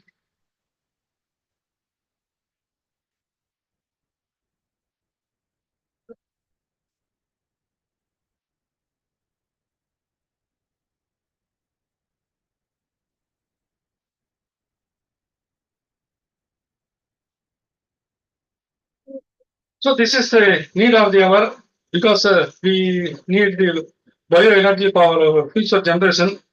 I received one Indo-UK project from Department of Biotechnology. I received a sanction of nearly 1.5 crores for establishment of the biodiesel production using the microalgae cyanobacteria. And we need only the algal lipids. If it is a lipid is there, we are going. It is a simple chemistry. By trans-esterification process, just adding the ethanol or methanol and the NaOH as an inducer, we can get the fatty acid methyl esters. The fatty acid methyl esters are nothing but the biodiesel. We can get the glycerol is a side product also. It is also a valuable product we are getting. So this is the simple technology we can generate the biodiesel from the lipids from the microalgae. Next. Again, this is the I got it from internet publication. You can see this maximum oil we can get it is from palm.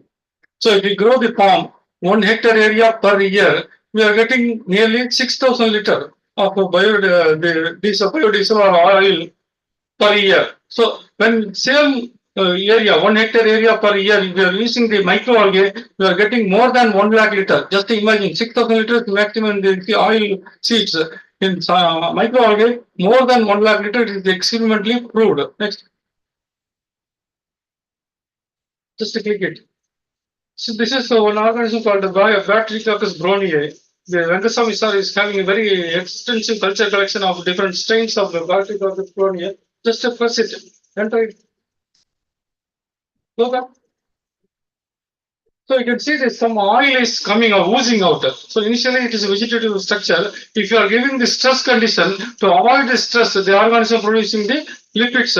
So it is a video graph. I don't know why it is not working. But drop by drop, it is oozing out from the vegetative cells. So this is kind of algae we are having in our nature. Next.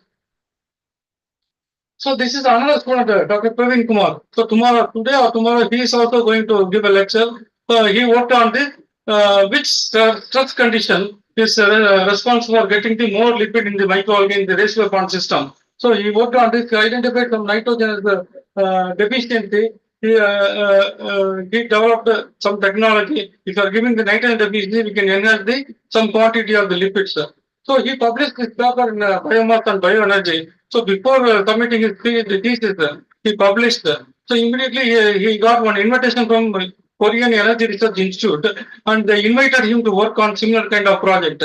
So he asked me, sir, they are calling. Then okay, you are going to submit the thesis in the December. You inform them. So he informed them. Now after that, whenever you submit the thesis, to give the thesis submission certificate, so immediately we'll send the orders. Likewise, January 1st, he submitted the thesis, and January 1st week he received the order of research associate. So again, value of the money is more than what I am getting. So now he is in Denmark. Denmark, one Roskilde University. Now he shifted from Denmark to one private company as a division head. So because the salary is very expensive, so he shifted from the permanent position in Denmark to private company. So thanks to Department of Biotechnology, they sanctioned one mobile taxonomy laboratory, one van for the survey of going to remote places where there is no pollution. We can collect the algae and then develop the germ blossom culture collections and establish these cultures in the national repository. Next. So now I am going to just brief how we develop the biodiesel from this single algae. So you can see the first one is the agar plate. You can see some dots, some colonies of chlorella. We select only one dot. It is less than 1 mm thickness. We select only one dot and convert that one colony to 10 ml test tube. Once it got some growth, we transfer to 50 ml test tubes. When we got the growth, then we transfer to 250 ml flask, conical flask. From this biomass, we transfer to 2.5 liter hopping flask. Just imagine some single dot, we gradually multiply the biomass of microalgae, and from this 2.5 liter, we transfer to 25 liter of water cans. From this water biomass, we transfer to 125 liter of the plastic tubs. So gradually we can enhance the biomass from single colony. Next. So from this 125 liter, we transfer the entire thing to 5,000 liter ratio pond. Next. Then from this 5,000 liter, we transfer the biomass to 35,000 liter ratio pond. Next. Okay, now this video is working. So in the ratio pond, we have the paddle mill agitation because we need not allow the algae to sleep. Okay, because all the cells must be exposed to sunlight. Then only photosynthesis and multiplication is possible. So every day, our students are monitoring the growth. So we have to check what are the water loss during the growth during the mid time. Some evaporation will be there. Some water loss will be there. So we have to maintain the water quality. If it is a water loss, the nutrient content will be very high. So it kills the algae. So we have to maintain the water, and every day we are checking the nutrients, what are nutrients uptake, add the nutrient every day. So that's why we are getting this sustained biomass production. Every day we can harvest the biomass.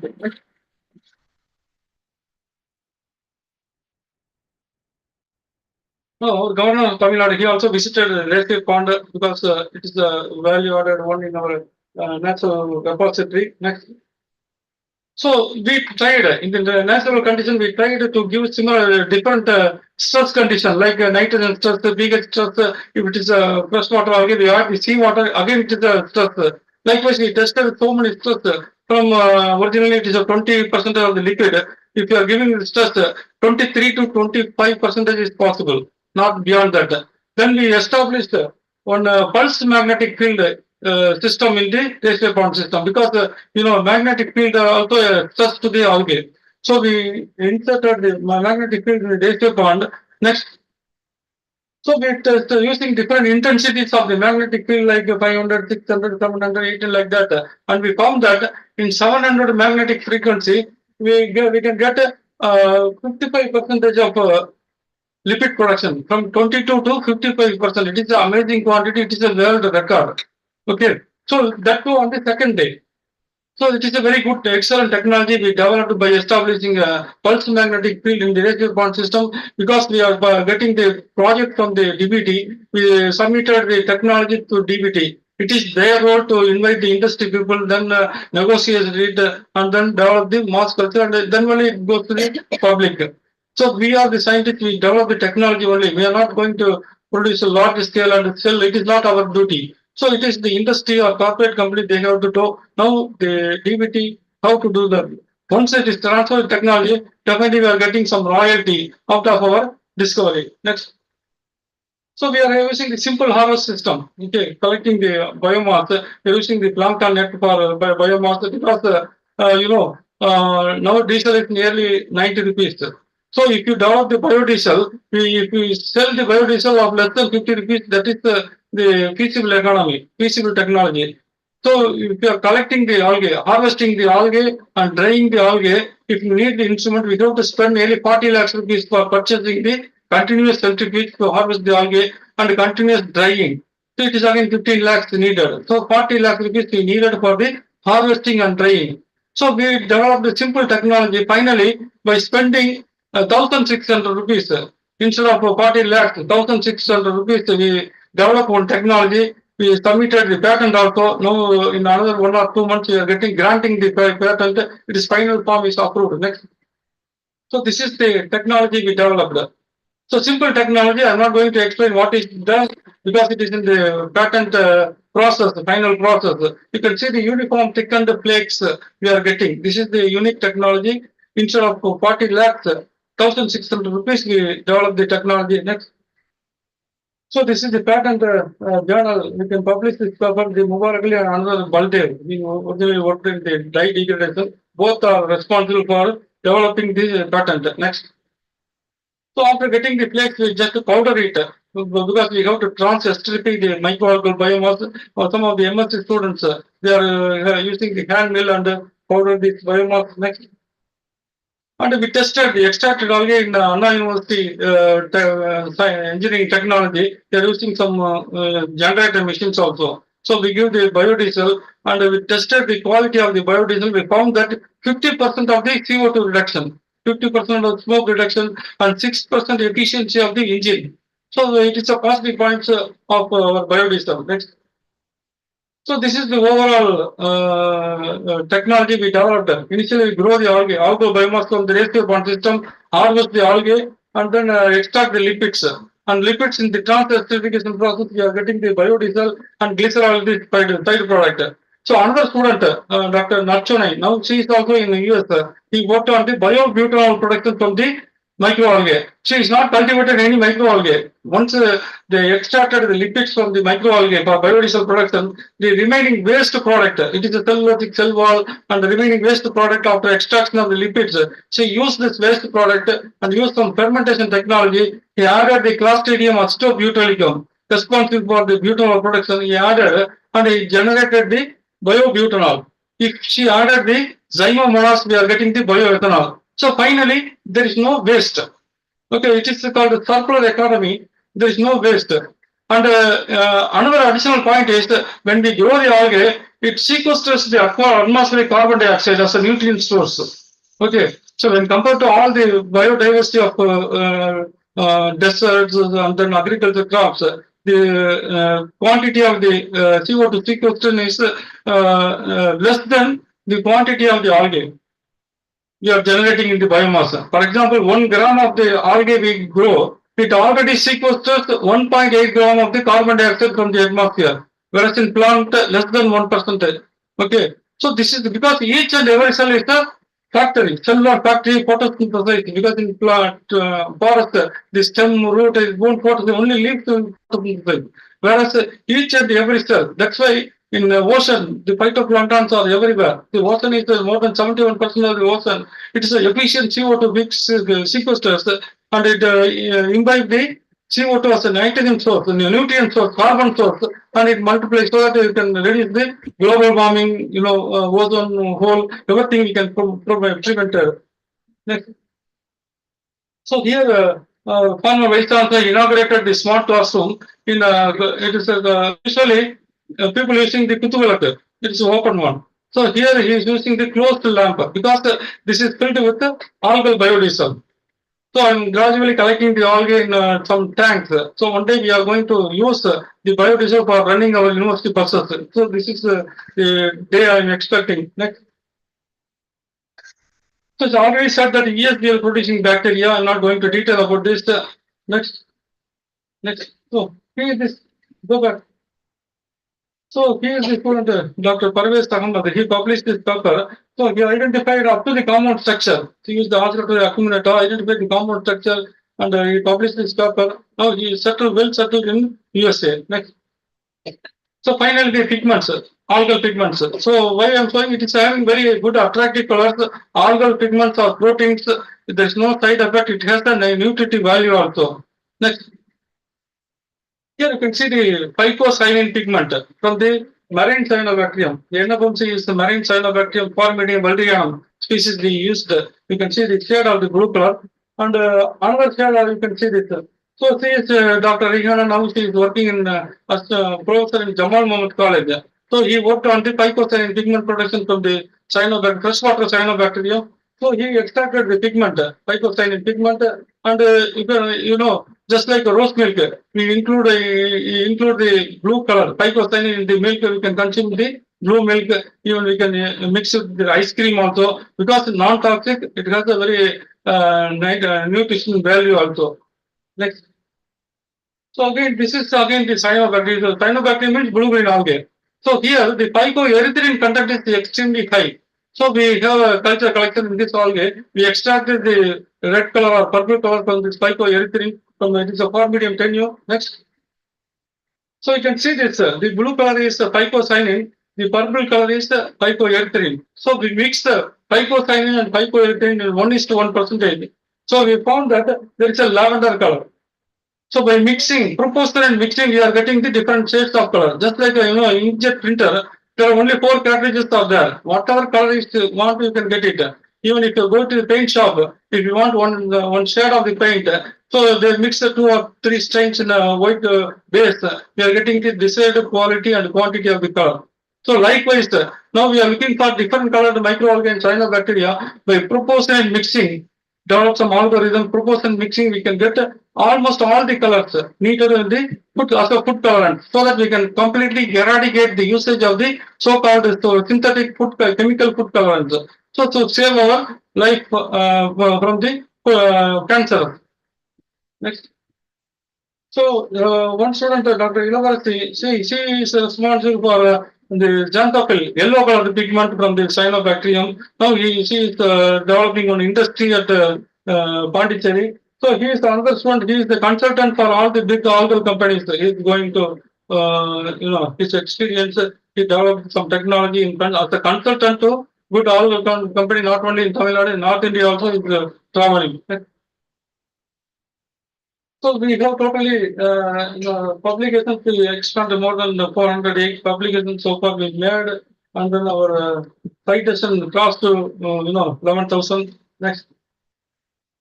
So he is one student. Recently he completed his PhD before my retirement.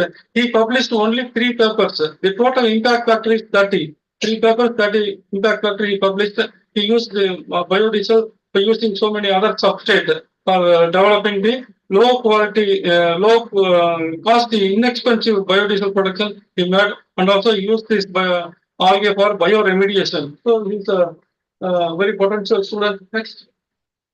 So we signed one MOU with one company for 1 year because I was about to retire in 1 year. We signed an MOU and then we remediate the municipal waste leached water. In municipal waste leached, you can see very dense, dark blue, brown colored water. So we use some microalgae, chlorella and Senidosmosis. We totally remove the color, and also we can make use of this water for aquaculture as well as irrigation. So this is the technology we developed to MOU. Next. So another MOU signed with the dye degradation factory. So it is 6 month project. So we completed that project also. Next. So algae can contribute to tackle most of these. These are an overall view. That's why in my title I say that it's celebrate the microalgal potentials So everything is available. So only thing is we need the trained human resource to exploit or explore the microalgae and cyanobacteria for our welfare. Next. So this is the last four slides I like to show you because when I entered the US in the time April, it is a spring season. So when I saw this tree, it is very good, attractive purple color. So I thought that it is a flower. Then I asked my overseas advisor, my boss in US, Dr. Sandra Naivaki Bauer. I asked very good, excellent flowers. I could see like that. He laughed and said, "It's not these flowers, it is the leaf buds. In spring season, the leaf buds are looking like a very purple color." So then I sit under this tree. I took the photograph just to prove this. So next season is the summer season. Next, in summer season, same tree because of the temperature is conducive, photosynthesis, everything, every organism, including human beings, are very happy in this country. So you can see the green color flowering and everything is going on. Okay, next season you can see find I'm sitting under the tree. Next season is the fall season. Next. So you can see this, the temperature is reduced, it is not conducive for the organism to grow. So to avoid this stress, all the leaves are fallen. So this is the fall season. Again, you can see under this tree. Next, this is the winter season. Same tree, you can see everything is covered by snow. Okay, this is why I am showing this four slides means we are really blessed to live in countries like India. It is a tropical country. Our country is one of the 14 mega biodiversity countries of the world. So we have bacteria, fungi, microalgae, even plants. And also our land is a really holistic land. For example, Finland's the Samaras. கீழானல்லி கேள்விப்பட்டிருக்கீங்களா? So it is the only source for jaundice. The same Philander samaras, it is existing in Burma, Thailand, and eastern countries. It is not having such kind of antiviral activity. So that's why our country is a holistic country. Our soil is a holistic soil. So it is our responsibility to secure our environment and make use of this potential. Because I know I visited more than 12 countries. I saw the students. So our students are equally talented. Our students are no way inferior to anyone in any corner of the world. We are all always having the talent, but only drawback is that we don't know what is our interest. So my boss, Dr. G. Subramanian, advised me that you have to follow the three I's. I's means not this eye. Three I's. It's a letter. First I is the interest. So whatever you want to study, whatever you want to do research, you must develop the interest on the particular, focus on the particular field. So you have to have the interest, then only you can achieve. So second I is the involvement.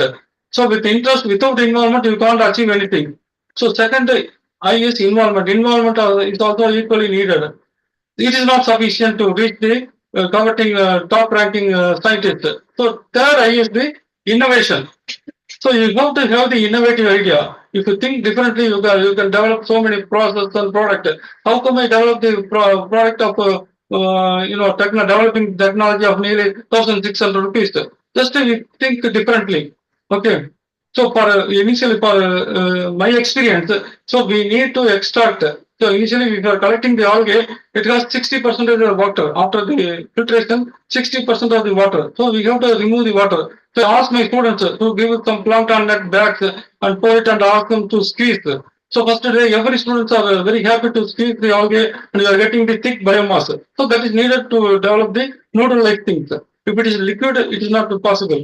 So we need some thick consistency.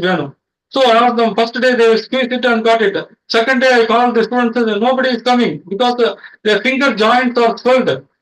Then I feel that it is not possible. Okay. Then I think differently. So I took 2 bags of algae, harvested algae to my house. And then the washing machine. So washing machine dryer in 2 opposite poles, I put the 2 bags and max spin. So it's I found that what we need, we got it. So I thought that it's a very good technology. So and then I discussed with my boss. Okay, it is a very good technology, but it is commercially not possible. But for this huge biomass, we need a big, washing machine like thing. So we have to spend nearly 10 lakh rupees or 5 lakh rupees for that development. Then I really vexed. So I thought that he is really appreciating. He not appreciated. The cost of the instrument is very valuable, but you can't sell the biodiesel for less than 50 rupees. Okay, then I think differently. I got the technology and it is about the pattern. That's why innovative ideas needed. So everything. For example, I visited one five-star hotel.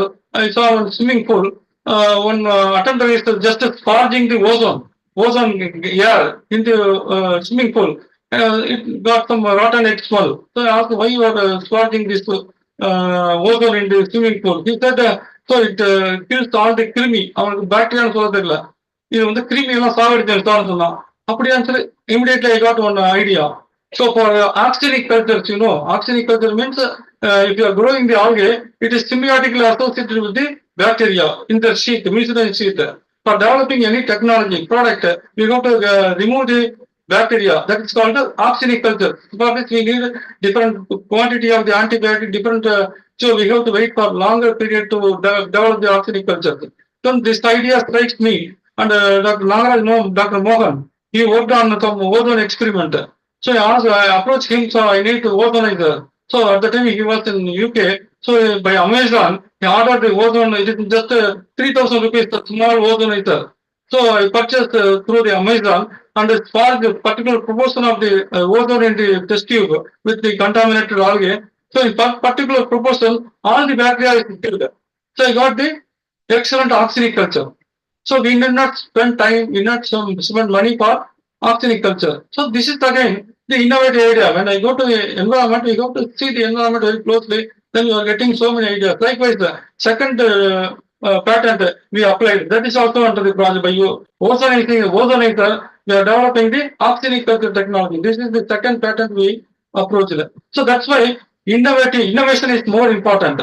Otherwise, if one student doing one work with one species, another student will take the different species. It is a repetition. It is not an innovation. So that's why you have to have the innovative idea. For this, we have to study.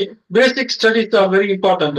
So if you read one paper in more understanding way, you are going to get so many questions in you. So write down the questions.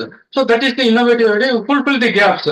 So that's why innovation is more important. Next.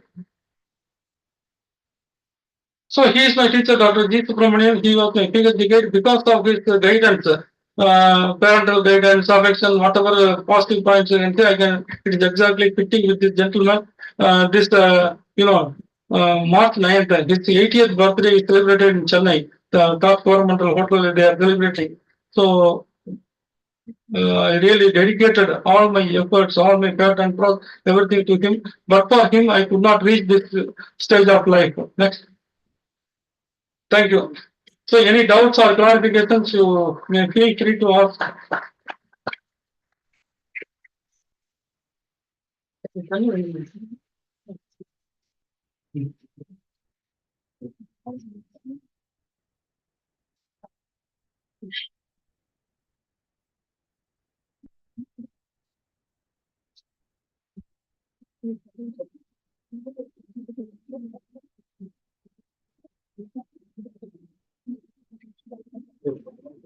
Dear participants, kindly ask your queries.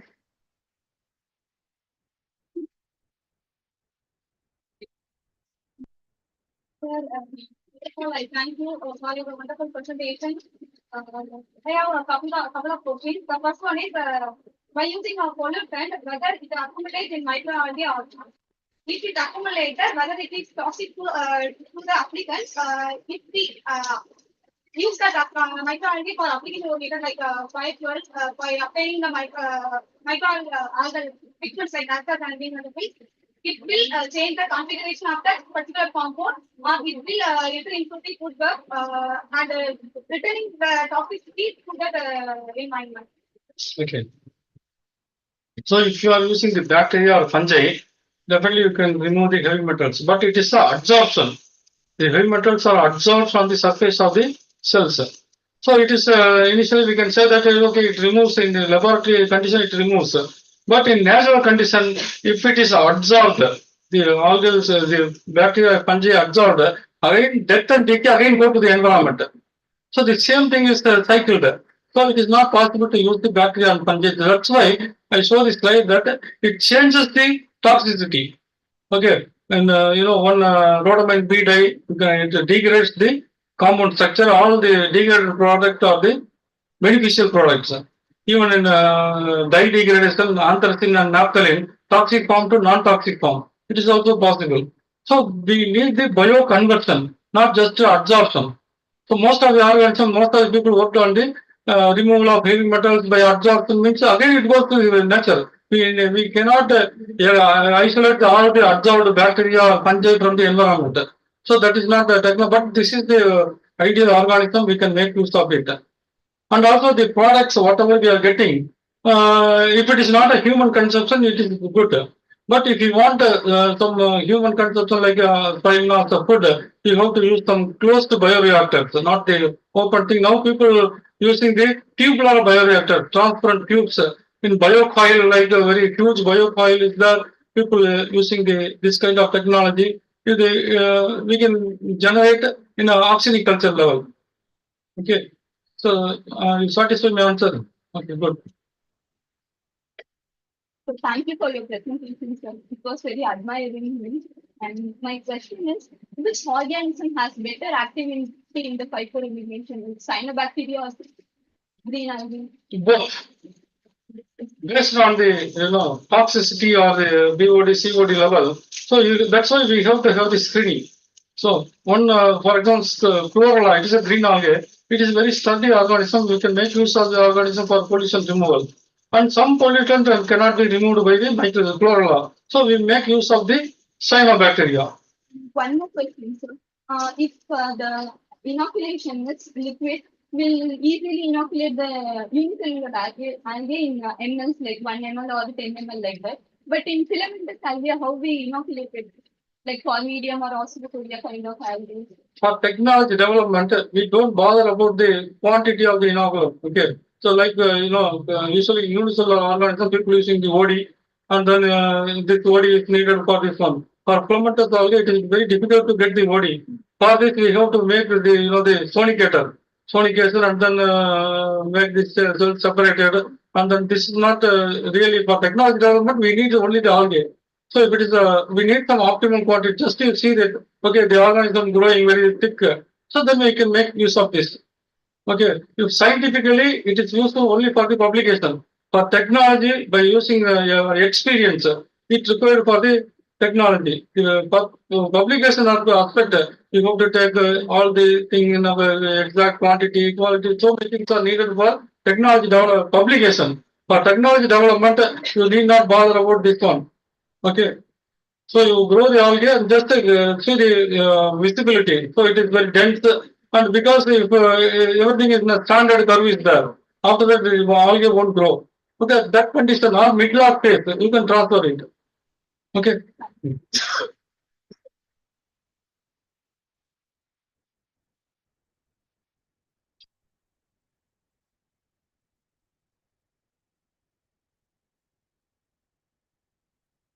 Thank you, sir, for answering our queries and teaching us about the potential uses of microalgae and cyanobacteria. We are really grateful, sir. Thank you for sharing your wisdom with us through this lecture. Thanks the organizer for again inviting me to share my experience and expertise to really the young generation. So your IQ is more than me because I'm an older generation. So definitely I hope that you will achieve a lot in your future. So I wish every one of you to get the new product process, not only algae and cyanobacteria, any source of organism, even plant, animals, bacteria, fungi, any source, you must have the interest. The interest only will initiate you to reach the coveted positions and technology development. Once it is developed, definitely you will make patent. And if you have the patent, definitely the foreign currency will come to enter into our country. Definitely one time you will be in a developed country stage. So I am expecting from you. Thank you.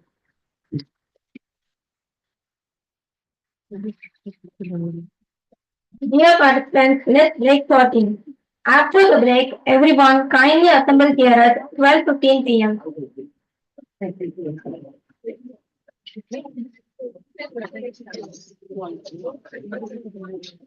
very much. ரொம்ப பொறுமையா உட்காந்துருக்காங்க சிலையில பார்த்து இது பண்ணிட்டு ரொம்ப fashion madam இந்த மாதிரி எல்லாம் உட்காந்துட்டு பண்றது மற்றவங்க ரிலாக்ஸா இருப்பாங்க 100% இதை பார்த்துட்டு இருப்பாங்க எப்ப மாத்திரம்ட்டு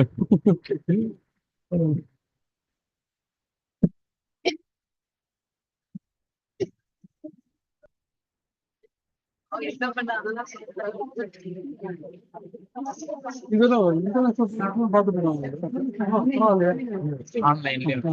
thank you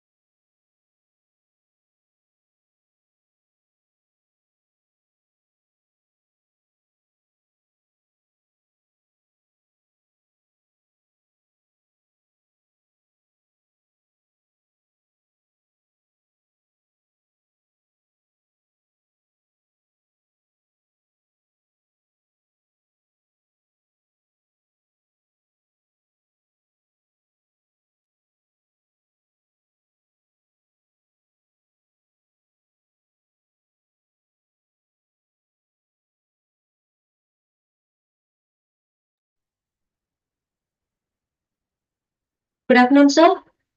Lewis, sir, can you able to hear me, sir? Yes, ma'am, I can hear you. Yeah.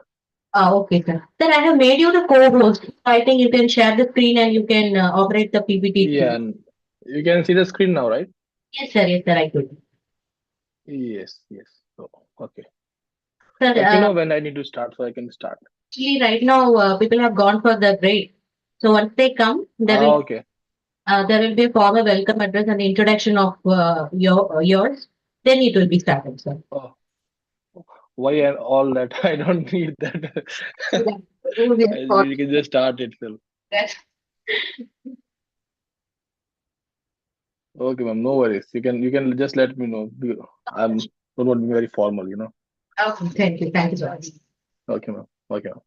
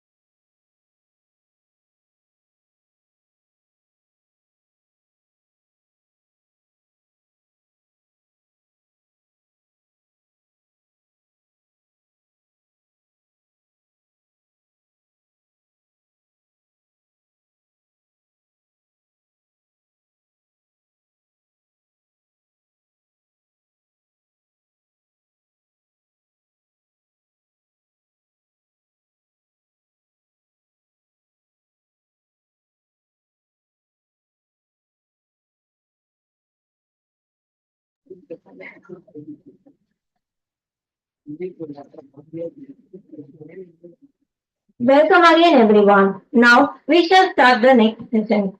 I genuinely invite Dr. G. Flora, Assistant Professor of Botany, to introduce Dr. Louis Tasker, Postdoctoral Fellow, Division of Medicine, Houston Methodist Hospital, Houston, Texas, United States. Very good morning, everyone.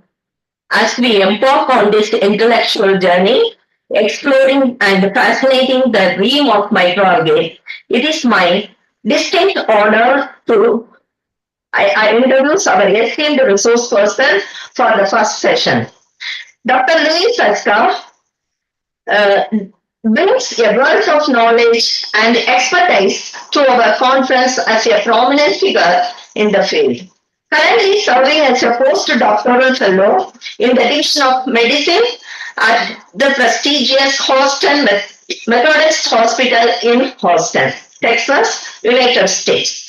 His contribution to the understanding of microalgae and their prospecting potential are truly commendable. Before we go into the enlightening session led by Dr. Louis Saska, it is imperative to recognize and celebrate the academic journey that has brought him to this esteemed podium. Dr. Ascott completed his PhD in microbiology in the year 2019 at Bioprospecting University, Tiruchirappalli. His doctoral research titled Anti-Biofilm Potential of Spirulina platensis against Pseudomonas aeruginosa not only earned him the covered PhD degree but has also won him the remark highly commended. Dr. Lewis Sarko's extensive body of work comprises a total of 50 publications. It includes 32 research articles, 8 review articles, 4 book chapters, and 6 clinical studies, showcasing a diverse range of contribution to the scientific community. Dr. Lewis Sarko's commitment to advancing scientific knowledge extend beyond traditional publications as evinced by his significant contribution to genetic databases. He has successfully published a total of 33 gene sequences, specially focusing on the 18S rRNA gene in the GenBank repository hosted by the National Center for Biotechnology Information. Dr. Larry Saska has worked as a technical assistant at NRMC of Bioprospecting University, a research scientist at Dynas Biotech India Private Limited Puducherry, a project consultant at Forex Life Sciences and Pharmaceutical Private Limited, Trichy. Postdoctoral research associate in Rhode Island Hospital, Brown University, Warren Alford Medical School, USA, and is currently a postdoctoral fellow at the Houston Methodist Research Institute in USA. Dr. Lewis Astor's rich academic and research journey is marked by a series of impactful positions showcasing his expertise and dedication to the field of microalgae and other research areas. From his early days as a junior research fellow at Bardhasan University to his current position as a postdoctoral fellow at the Houston Meadows Research Institute. His experience in varied research settings including academic institutions and medical schools, reflects a broad and multidisciplinary approach to his work. Dr. Lewis Sarko's profile is further enriched by his involvement in the clinical trials, where he has played a crucial role as a lab coordinator in different projects funded by international funding agencies. Dr. Lewis Sarko has received several honors, including serving as a junior research fellow in a DBT-sponsored project. Additionally, he was honored with the Best Research Paper Award at the international conference held at Bishop Heber College in Tiruchirappalli. Notably, he has achieved the Best Poster Award at the national conference hosted by CAS Botany in Madras University and earned the Best Oral Presentation Award at national conferences held at Periyar University and Bardhasan University. Dr. Lewis Saska has actively contributed to the academic community by serving as a reviewer for 17 national and international journals. His dedication is evident through the substantial review of nearly 195 articles, reflecting his commitment to maintaining the quality and integrity of scientific research within the academic publishing landscape. In this way, his journey serves as an inspiration for aspiring researchers across diverse fields. It's our pleasure to have such an eminent person with us in this online platform today. Without further ado, let's welcome Dr. Lewis Saska to kick off the first session on the topic antipathogenic potential of cyanobacteria against gram-positive and negative bacteria in the International Conference on Microalgae Biodiversity and Bioprospecting. May this gathering be a place for meaningful scholarly discussions and intellectual enlightenment for everyone present. Welcome, sir. Thank you, Thank you, ma'am, ma'am. for words of welcome. Kindly take over the session, sir. Thank you so much for the brief introduction. I feel very prestigious to be a member of this conference, and I would like to thank my PhD guide, Dr. Tajuddin, who has been showing my pictures and all the other colleague pictures in his presentations. And we are very proud to say that we are all a student of Dr. Tajuddin, and because of him, I have grown this much. So because he has given the space and opportunity for me to work. So uh, from the presentation, Avenue, I would like to start my work. So my work is on antipathogenic potentials of cyanobacteria against gram-negative and gram-positive bacteria. Excuse me, sir. So what is cyano? Yeah, can you hear me? Sir, I can hear you. Can you switch on the camera, sir, so that we can see you as well? Oh, okay. Okay, you can't see me now? Can you see me? I think my camera is all on Actually, you are already. visible, sir. Okay. Okay. You want to switch off it? No. Sir, you can continue, sir. Thank you. Oh, okay. Okay. So yeah, um, cyanobacteria are microalgae, and microalgae are photosynthetic organisms that grows in different habitats, which are like freshwater, marine water, soil, extreme environments such as hot spring and desert. All these environments are already shown by Dr. Tajuddin in his slides, where he has shown that they can grow in anywhere, almost anywhere in the world, and they are one of the most important nitrogen fixing organisms that helps to fix nitrogen for many for the benefits of plants. Both these organisms are explored for various applications, such as uh, such as biofuel production, wastewater treatment, and some pharmaceutical values and nutraceutical values. They are also used as a food for aquaculture organisms like fish and shellfish. And since they have a very high nutrition value, they are explored in varieties of way. And especially focusing on their pharmaceutical and nutraceutical applications, it is because of the high content of protein they have, the vitamins they have, and uh, different pigments they produce. Among these organisms, spirulina and chlorella are one of the most available microalgae in the market. Especially, they are sold in all kind of websites and all sources due to their high rich protein resources, and they are very beneficial for as a feed for everyone. There are different sources where you can collect cyanobacteria and microalgae, which includes running waters like dam, waterlogs in riverbed, rainwater stagnant ponds, and you can also find uh, freshwater ponds near coastal regions and river shores where you can find aquatic plants which have attachments, which have a where you can find microalgae attached to different surfaces like on the root of the plant or some shellfish or somewhere. And you can also collect it from river shores where people uses the place for washing their clothes and for taking bath. You can also find different cyanobacteria growing there, and you can also find it on rock surfaces like where you can go to hill station and there you can see cyanobacteria and microalgae growing on different rock surfaces. And it is also present in wastewater, and also you can collect them from algal blooms. Uh, Considering their fast growth, low cultivation cost, and diversity of high value chemical substances, they are becoming an attractive target for many biomedical industries because these organisms are very rich in producing or having lot of bioactive or antimicrobial agents in them. So, but there are only few work which has been done to explore their anti-biofilm and anti-quorum sensing efficiency.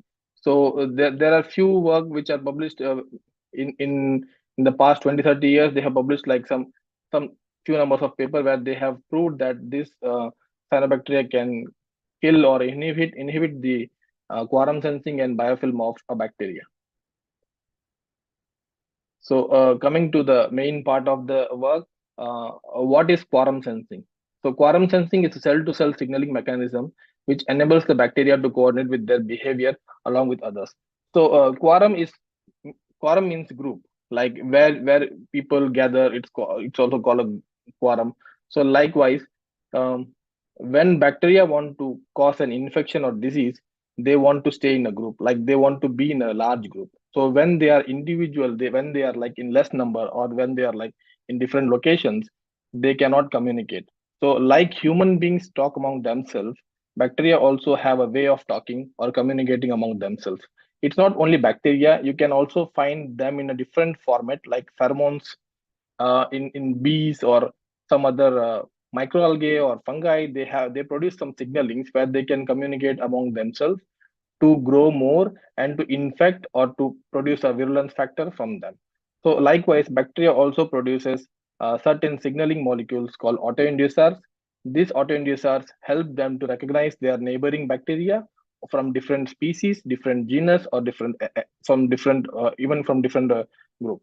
So likewise, this quorum sensing has an importance in the motility, toxin production, virulence factor, biofilm formation, uh, of a bacteria.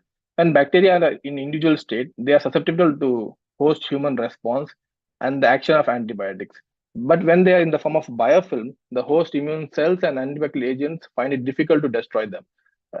We need a larger dose of antibiotics, like we need a combination of antibiotics, or we need a heavy dose of antibiotics, which can be sometimes harmful to the human kidney or liver. They can be toxic to the human body, but still, in order to cure those kind of heavy load of biofilm, we need high dose of antibiotics. And also, biofilm formation is the mechanism which is controlled by quorum sensing. So both biofilm formation and quorum sensing are interrelated. So what is biofilm?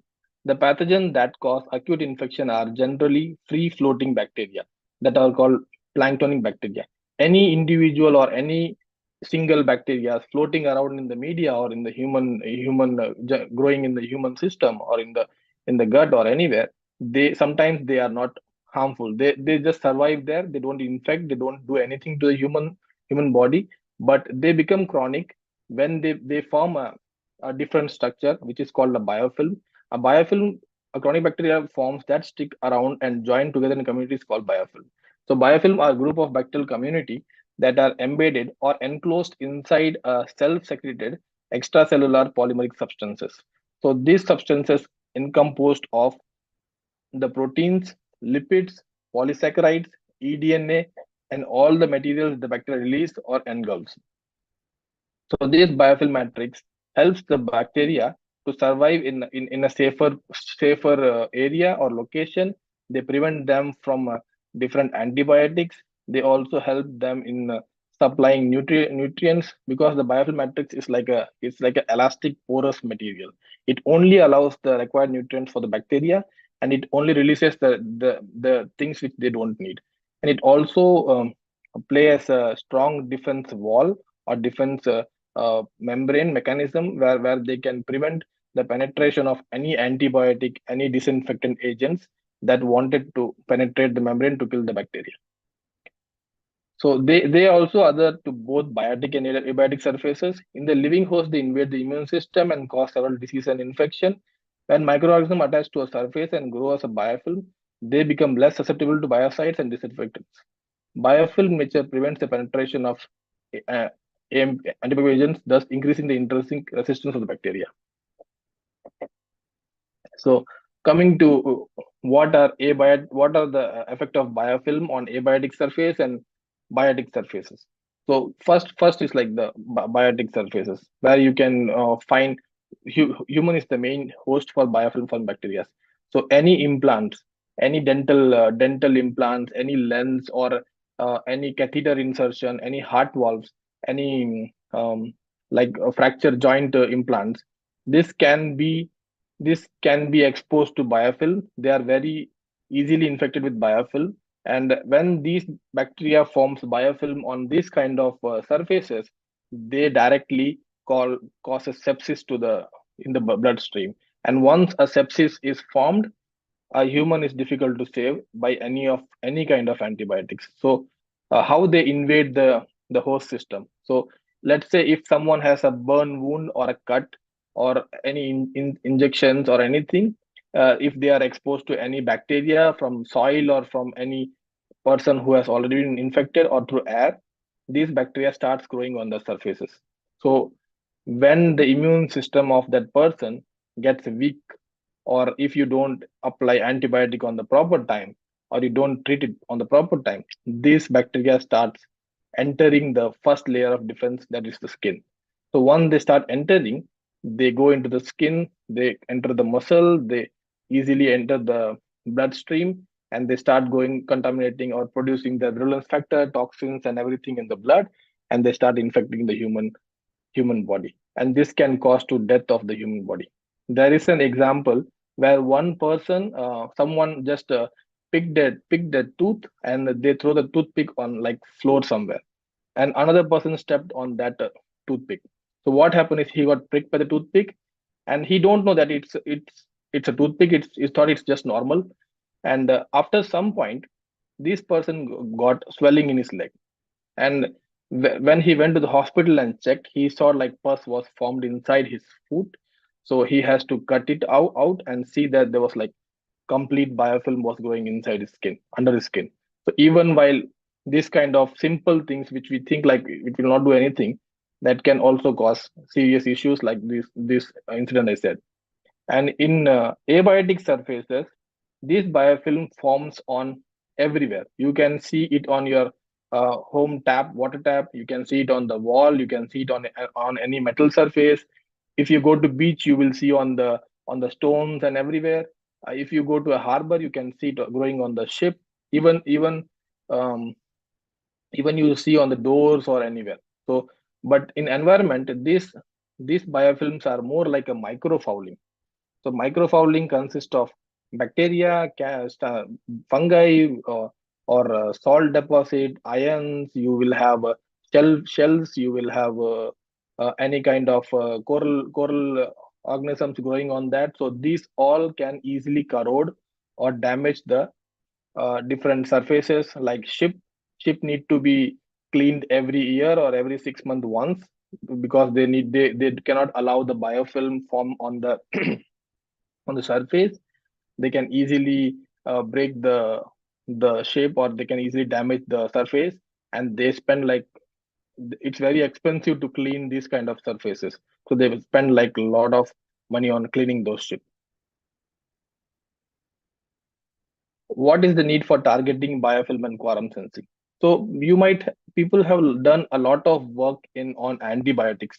So what is the need of choosing to target biofilm and quorum sensing? So first thing is, biofilms are more pathogenic. Second is, it is very important because nowadays most of the bacteria are developing drug resistance against many of the antibiotics. Since I work in the hospital setup now, I used to see a lot of cases or a lot of samples that has been used with a lot of antibiotic, but they are not able to kill the bacteria because they have developed multi-drug resistance. So nowadays, bacteria have been developing three kind of defense mechanism. One is resistance, other is tolerance, and persistence. So resistance is like, let's say someone hits me and I hit him back. That is a resistance. And tolerance is like, someone hits me and I say like, okay, don't hit me. I just say and I just stay like that. And persistence is like, someone hits me, but I take it, I wait for the right moment, and I grow back and attack them back.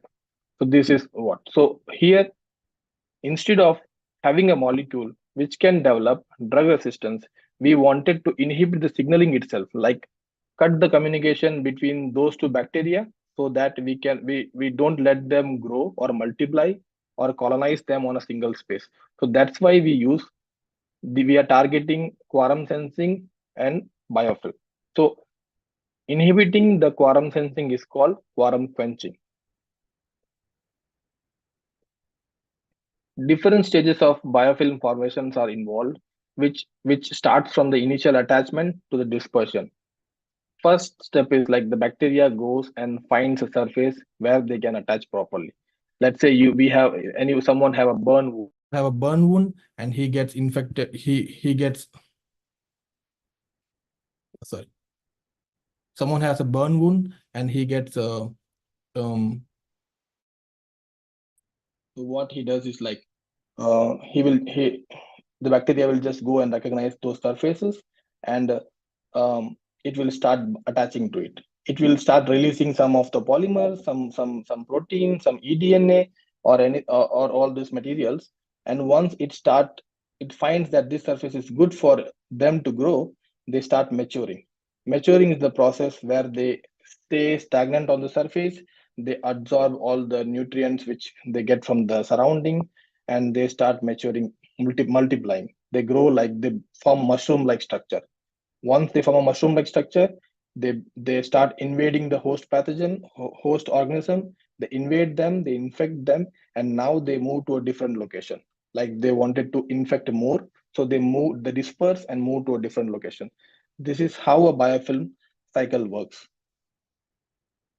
So it is always better to inhibit or prevent the initial attachment or the inhibition of or inhibition it is always better to prevent the initial attachment or inhibit the process of biofilm formation, because it is very difficult to eradicate a mature biofilm that is already formed biofilm, because they are strongly othered. They already release the toxins inside the human in the body of the host.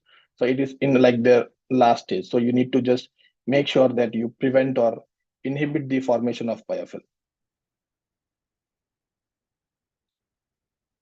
So in our study, we have used Spirulina petensis as one of the organism to inhibit quorum sensing to and biofilm formed by gram-positive and gram-negative bacteria. So what is the reason for choosing Spirulina? The first reason is it is sold everywhere. It is commercially available.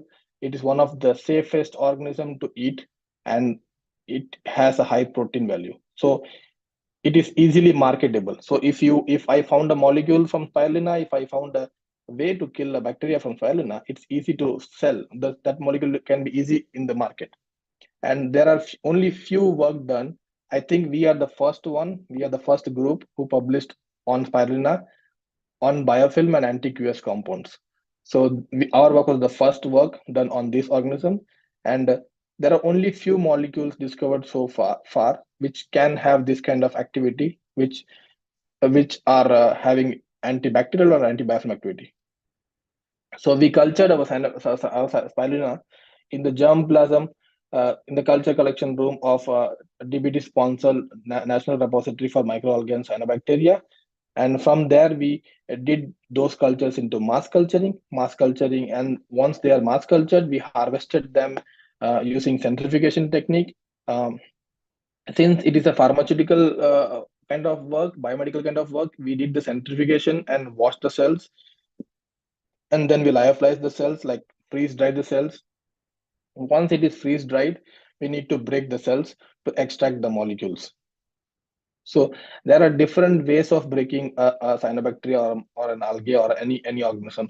You can do a mechanical grinding, you can do high pressure extraction, you can do solvent extraction. But in our work, we choose solvent extraction because we wanted to take out everything from the cells, and we did in that way. So we did an extraction from non-polar to polar solvents. Non-polar is like water hating solvents, and polar are water loving solvents. So solvents which does not mix in water are non-polar. Solvents which can mix in water are polar. So it comes from the grade. Hexane dichloromethane are like non-polar. Chloroform is partially polar, and from there acetone, methanol are completely polar. So it goes like this. So we did the extraction using a Soxhlet apparatus with using different solvents. Once we condensed the extract, we dried them in a desiccator, and once they are dried, we scraped the extract from the plate, and then we took it for our further experiments. So what we got here? So initially, we tested the efficacy of the spirulina extract against Pseudomonas aeruginosa. The reason for choosing Pseudomonas aeruginosa as the initial organism was because Pseudomonas are one of the prominent biofilm former, and right now, this is the most pathogenic gram-negative pathogen, which is difficult to kill. Any antibiotic, any kind of combinations, they can easily find a way to escape or resist. So it is very difficult to kill this kind of gram-negative pathogens, especially because they are motile and they form biofilm. They produce a lot of virulence factors. So we found that among all the extracts, methanol extract showed the highest activity, highest anti-biofilm activity. So we generally perform the biofilm assay in a 24 well plate, or you can also do it in a small scale where you can do in a 96 well plate.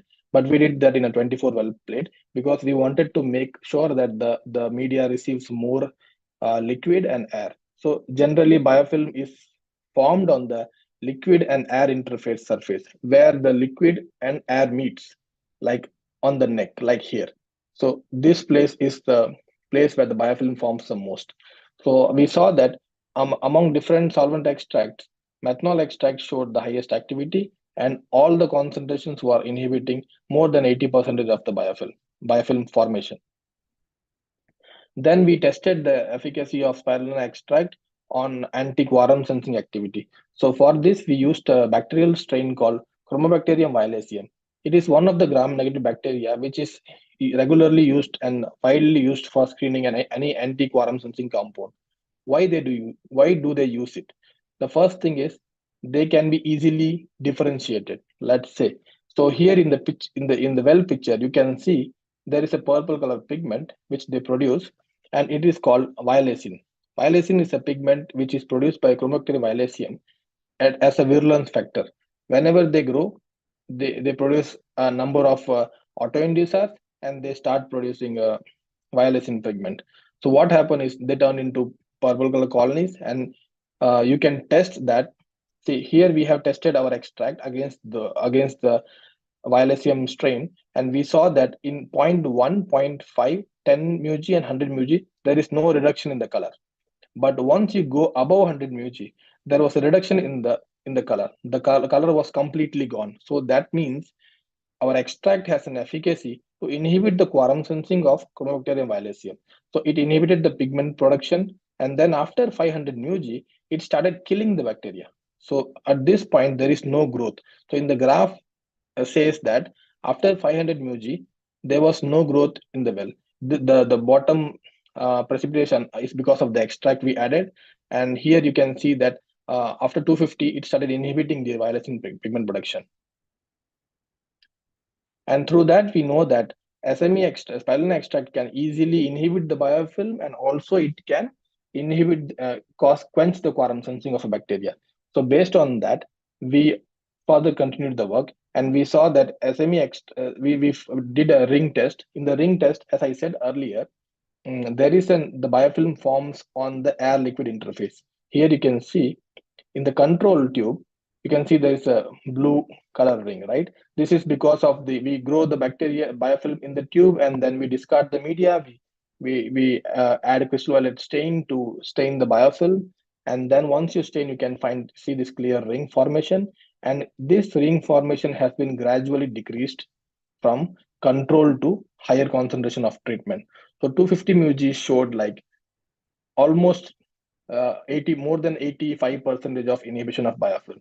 But in our study, we considered anything which shows more than 50% of inhibition. So further, we took like 0.1 μg for all the experiments. And this ring test was also proved by the quantification assay, where you add crystal violet, then you add ethanol or glacial acetic acid, you extract the dye, and then you quantify that in a UV spectrophotometer, like a plate reader, around 570 nanometer something, and then you get the values. Based on that, you plot the percentage of biofilm inhibition in graph. So here you can see that there is almost like 88 more than 88% of inhibition. So here the first concentration itself shows like more than 80% of inhibition. So we took this concentration for all our experiments. And figure C shows that this extract did not have any antibacterial activity. That because that's what we wanted. We don't want to develop a molecule which can later on become a resistance, like any bacteria will become resistant to that molecule. Instead, we want a molecule which can show anti-QS activity and also anti-biofilm activity. Then to prove the inhibition of biofilm formation, we also did some qualitative assays. We used two different kind of microscope. One is the regular bright field microscope, and one is the confocal microscope. In the bright field microscope, you can clearly see that a distinct breaking or distinct inhibition of the biofilm matrix. The control image clearly shows that there is a matte kind of formation, and once it goes gradually, you see that the matrix are broken, and finally at 250 mg there is like planktonic cells are there. That means this extract can easily inhibit the formation process. And compared to the bright field, the confocal image also shows that there is a reduction in the matrix of the biofilm from control to the highest concentration of treatment. Okay, so again with the confocal imaging, you can clearly see that uh, different ways of imaging the biofilm. One is a 2.5D view, another is an ortho view, and third is a 3D view.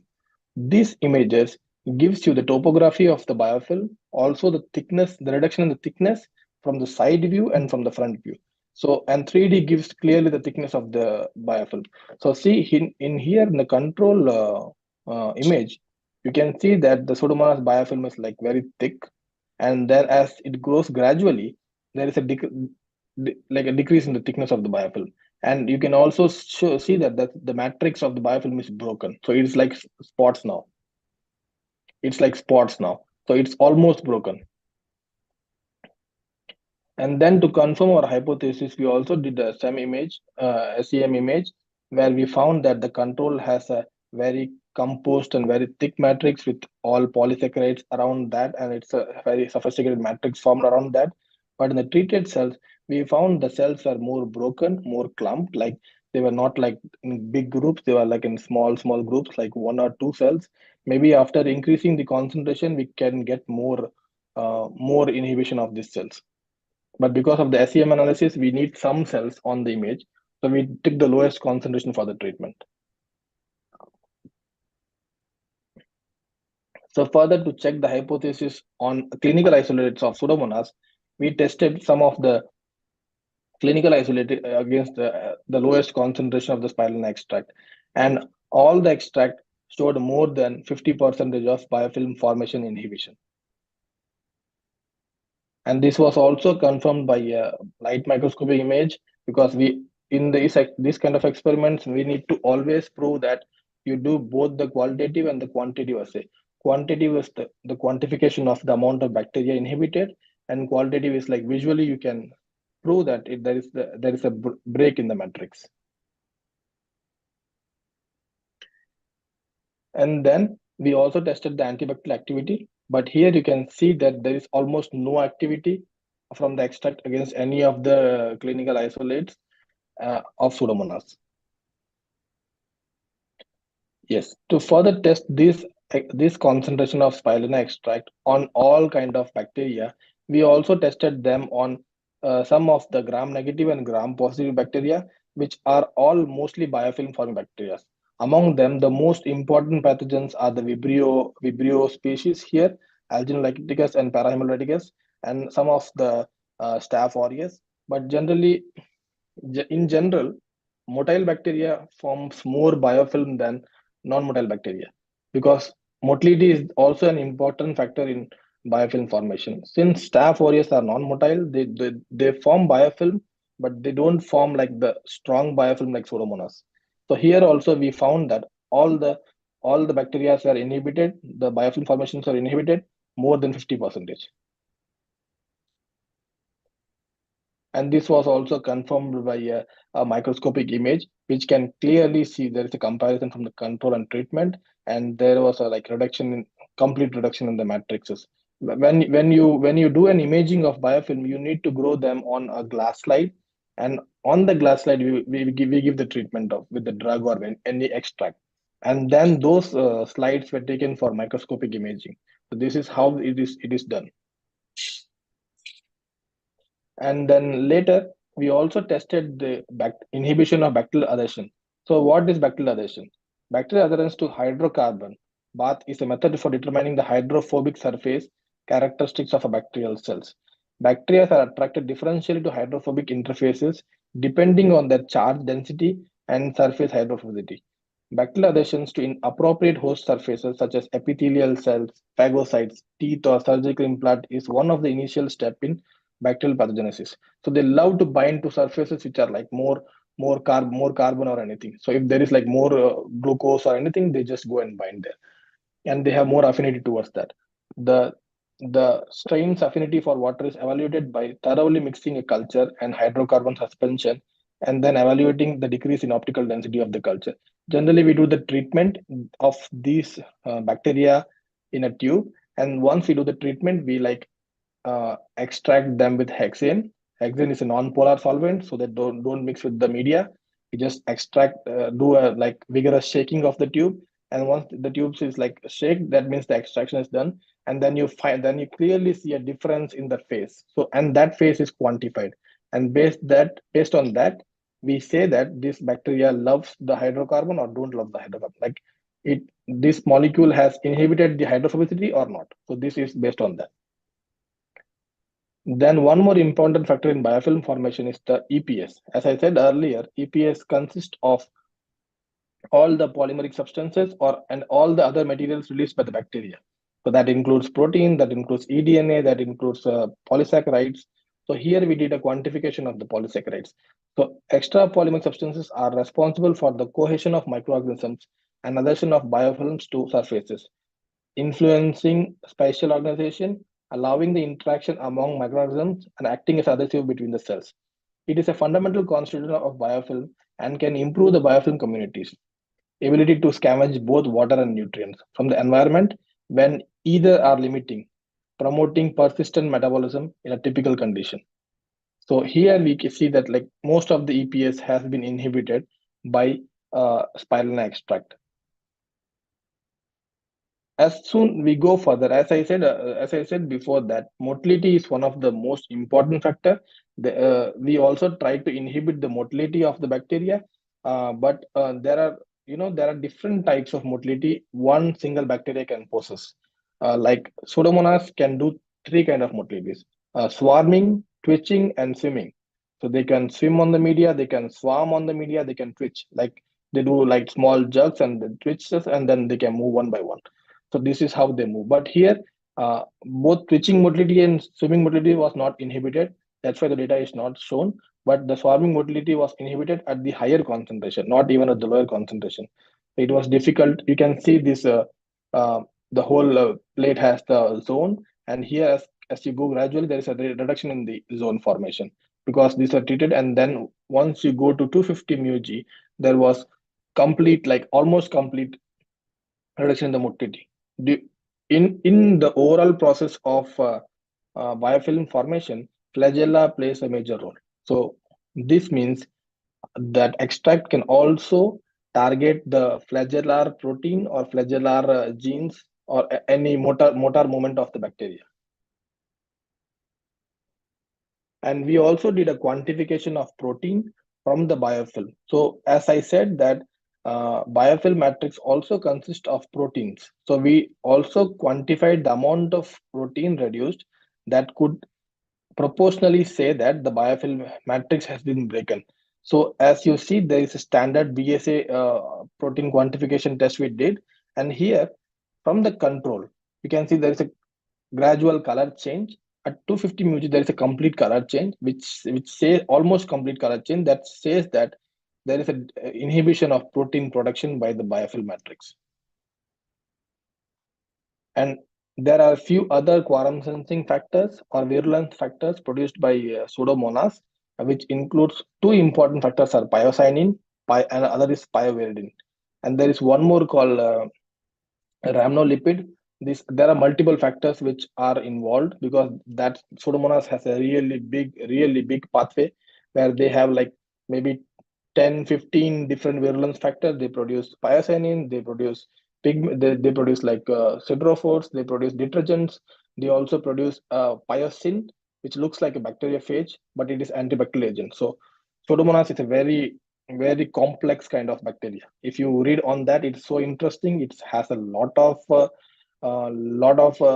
virulence factors, but these two factors are more important because whenever a person gets a burn wound, let's say someone gets a 3-degree burn wound, and he is exposed to atmospheric the regular air. He's exposed to an open atmosphere, and then Pseudomonas grows on its surface. When Pseudomonas grows on its surface, you can see there is a greenish color pigment formation on the skin surface. that clearly states that that is a Pseudomonas culture growing and started to infect, because these pigments are toxic. They can easily penetrate the cell of the host surface. And pyoveridin are like siderophores. They are iron siderophores. They excuse me. They can easily penetrate the cell of the skin cells. And we also were successful in inhibiting the pyocyanin, but we were not able to inhibit the pyoveridin that much, because I think because our molecule was not inhibiting this, was not able to block the pathway for pyoveridin.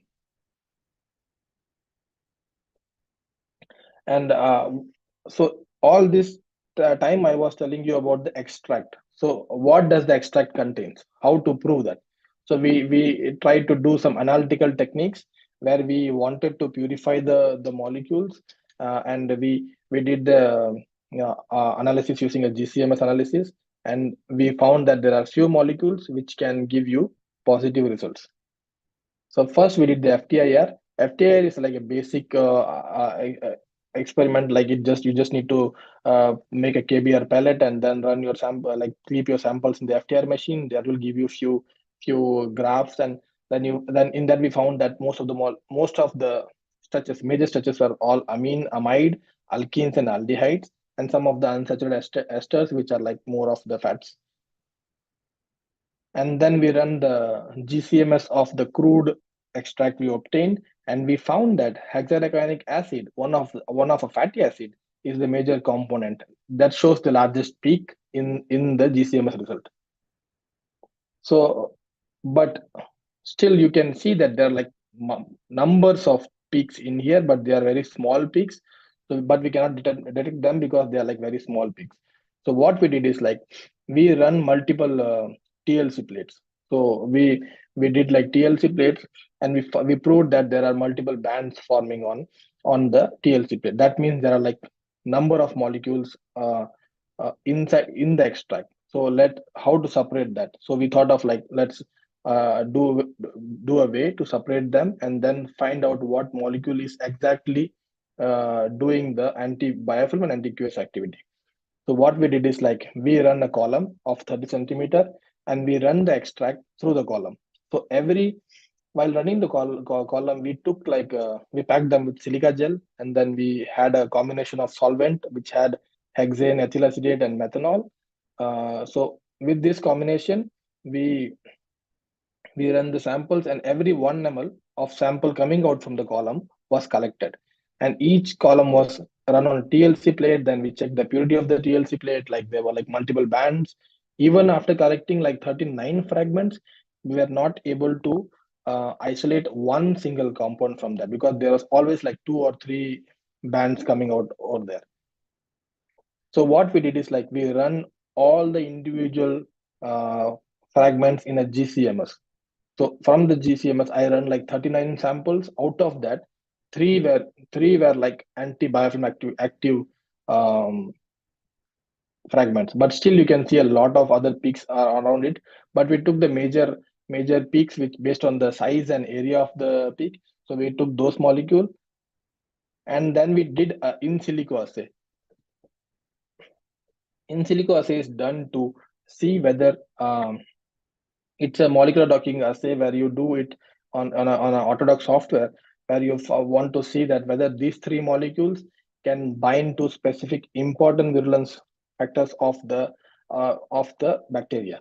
And we took few important genes, which include like saldase enzymes, LAS-R, LAS-I, LAS-L, LAS-A, LUXR, PILT, PILY1, all this. And we found that these molecules have a major activity towards LUXR, LAS-R, and they are working, that proved that they were working on the LAS pathway. So that means a LAS pathway involves all the initial factors, pyocyanin and all, not the pyocyanin, the biofilm formation and all those factors, they are working on that. So the more the value is negative here, the more the binding is more. That means the compound is binding more to the ligand. And this was proved by image. Obviously, it is not clearly visible here, but when you do it, see it at the computer, you can clearly see that your molecule is binding to the ligand like very properly. It sits on the ligand properly, it binds there, and it has a strong bind over there. And then we tried to purchase this pure molecule commercially. Only two of them were commercially available. We purchased them. We again tested them to inhibit the biofilm, and we found that compared to the combination of extract, the pure form has lesser biofilm inhibition activity. So that clearly proves that uh, it may be the a combination of molecule or synergy of molecule or additive of molecules working together that can do more inhibition of biofilm or QS than the individual molecule itself. And then we also use this pure compounds as a coating material on different surfaces, because already we proved that on back on the assay part. Now we need to prove that as a coating material, where we can say that it can also be a important molecule for abiotic and biotic surface. So now it's an abiotic surface where we used copper, aluminum, nickel, glass, catheter, and we coated those molecule in their pure form on the surfaces using a standard treatment technique where we treat the surface with acid. We wash them. We try to corrode the surface a bit so that it can have a better adhesion, and then we heat the surface, and then you coat them, like dip coat them. You coat them and take it out like every 15 minutes. You do that like that. Once it is coated completely, we take it out, we dry the surface, and then we do the biofilm assay. When we did this, obviously copper will show activity by itself. So copper itself did not allow anything to grow on that. But nickel surface has an inhibition of biofilm, the most inhibition of biofilm around 70%. Uh, and this is how we did the coating. Like copper itself is like, okay, it kills the bacteria by its own. But other surfaces you can see, like there are more blue surfaces. That is the biofilm formed. Yes. So, so overall perception of overall hypothesis of the work is like uh, in vitro, in silico, and in vivo. We didn't do the in vivo assay, but we did a in vivo assay in an aquaculture model in a different paper where we published it on Artemia salina. Artemia is the feed used for shrimps, like they use as a live feed for shrimps or fish. So we tested it on that. Uh, these molecules are able to kill those marine pathogens also. But that's a different work, so I didn't show that in here. But overall, we can always find enormous number of molecules from natural resources because they are already there, and the only thing is like we need to dedicate ourselves to find out like what are the molecules in there. Like the purification part took a lot for me. Like it took like almost 6 months to purify, and because it was a lot of samples coming out, lot of column bands coming out, we need to purify it. But there is further steps need to be done. Like I need to do the NMR where I can find the unknown molecules from that. So this could help me to develop these molecules for further assays. But still, this was the initial work done by us on trying to explore the anti-QS and anti-biofilm potential of spirulina extract. Yeah. In the conclusion, I would like to say that since I am right now working in the hospital, I am seeing that biofilms are growing very harsh, especially in India. It's a really serious issue because even though we Indians have have a strong immunity, we are exposed to lot of conditions, lot of things. So we need to be more careful, and the young growing research community need to find out more molecules. That more molecules should be able to withstand for long term, and that can help us to develop a strategy where we can say that okay, we don't want to kill the bacteria, but we can just inhibit them. We let them live. We don't allow them to talk. We just let them live there itself, and we live happy, and they also live happy. So it's what the concept we need to develop. uh, Thank you.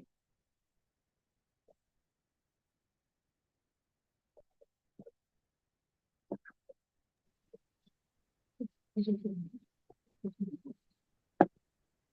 participants, if you have any queries, you can proceed.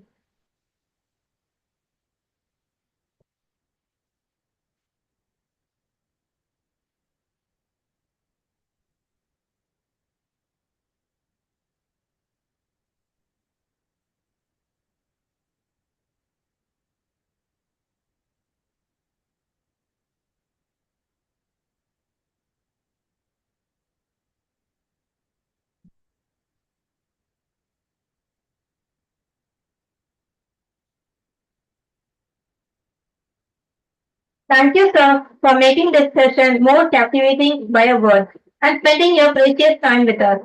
Through this lecture, we have gained more knowledge about antiquarum sensing and antibiofilm efficacy of cyanobacteria against gram-positive and gram-negative bacteria. Thank you, sir.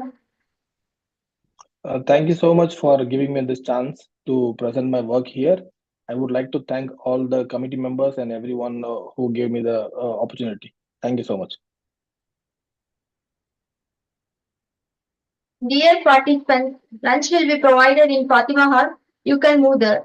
After lunch, kindly assemble here at 2 p.m. for the paper presentation. Thank you.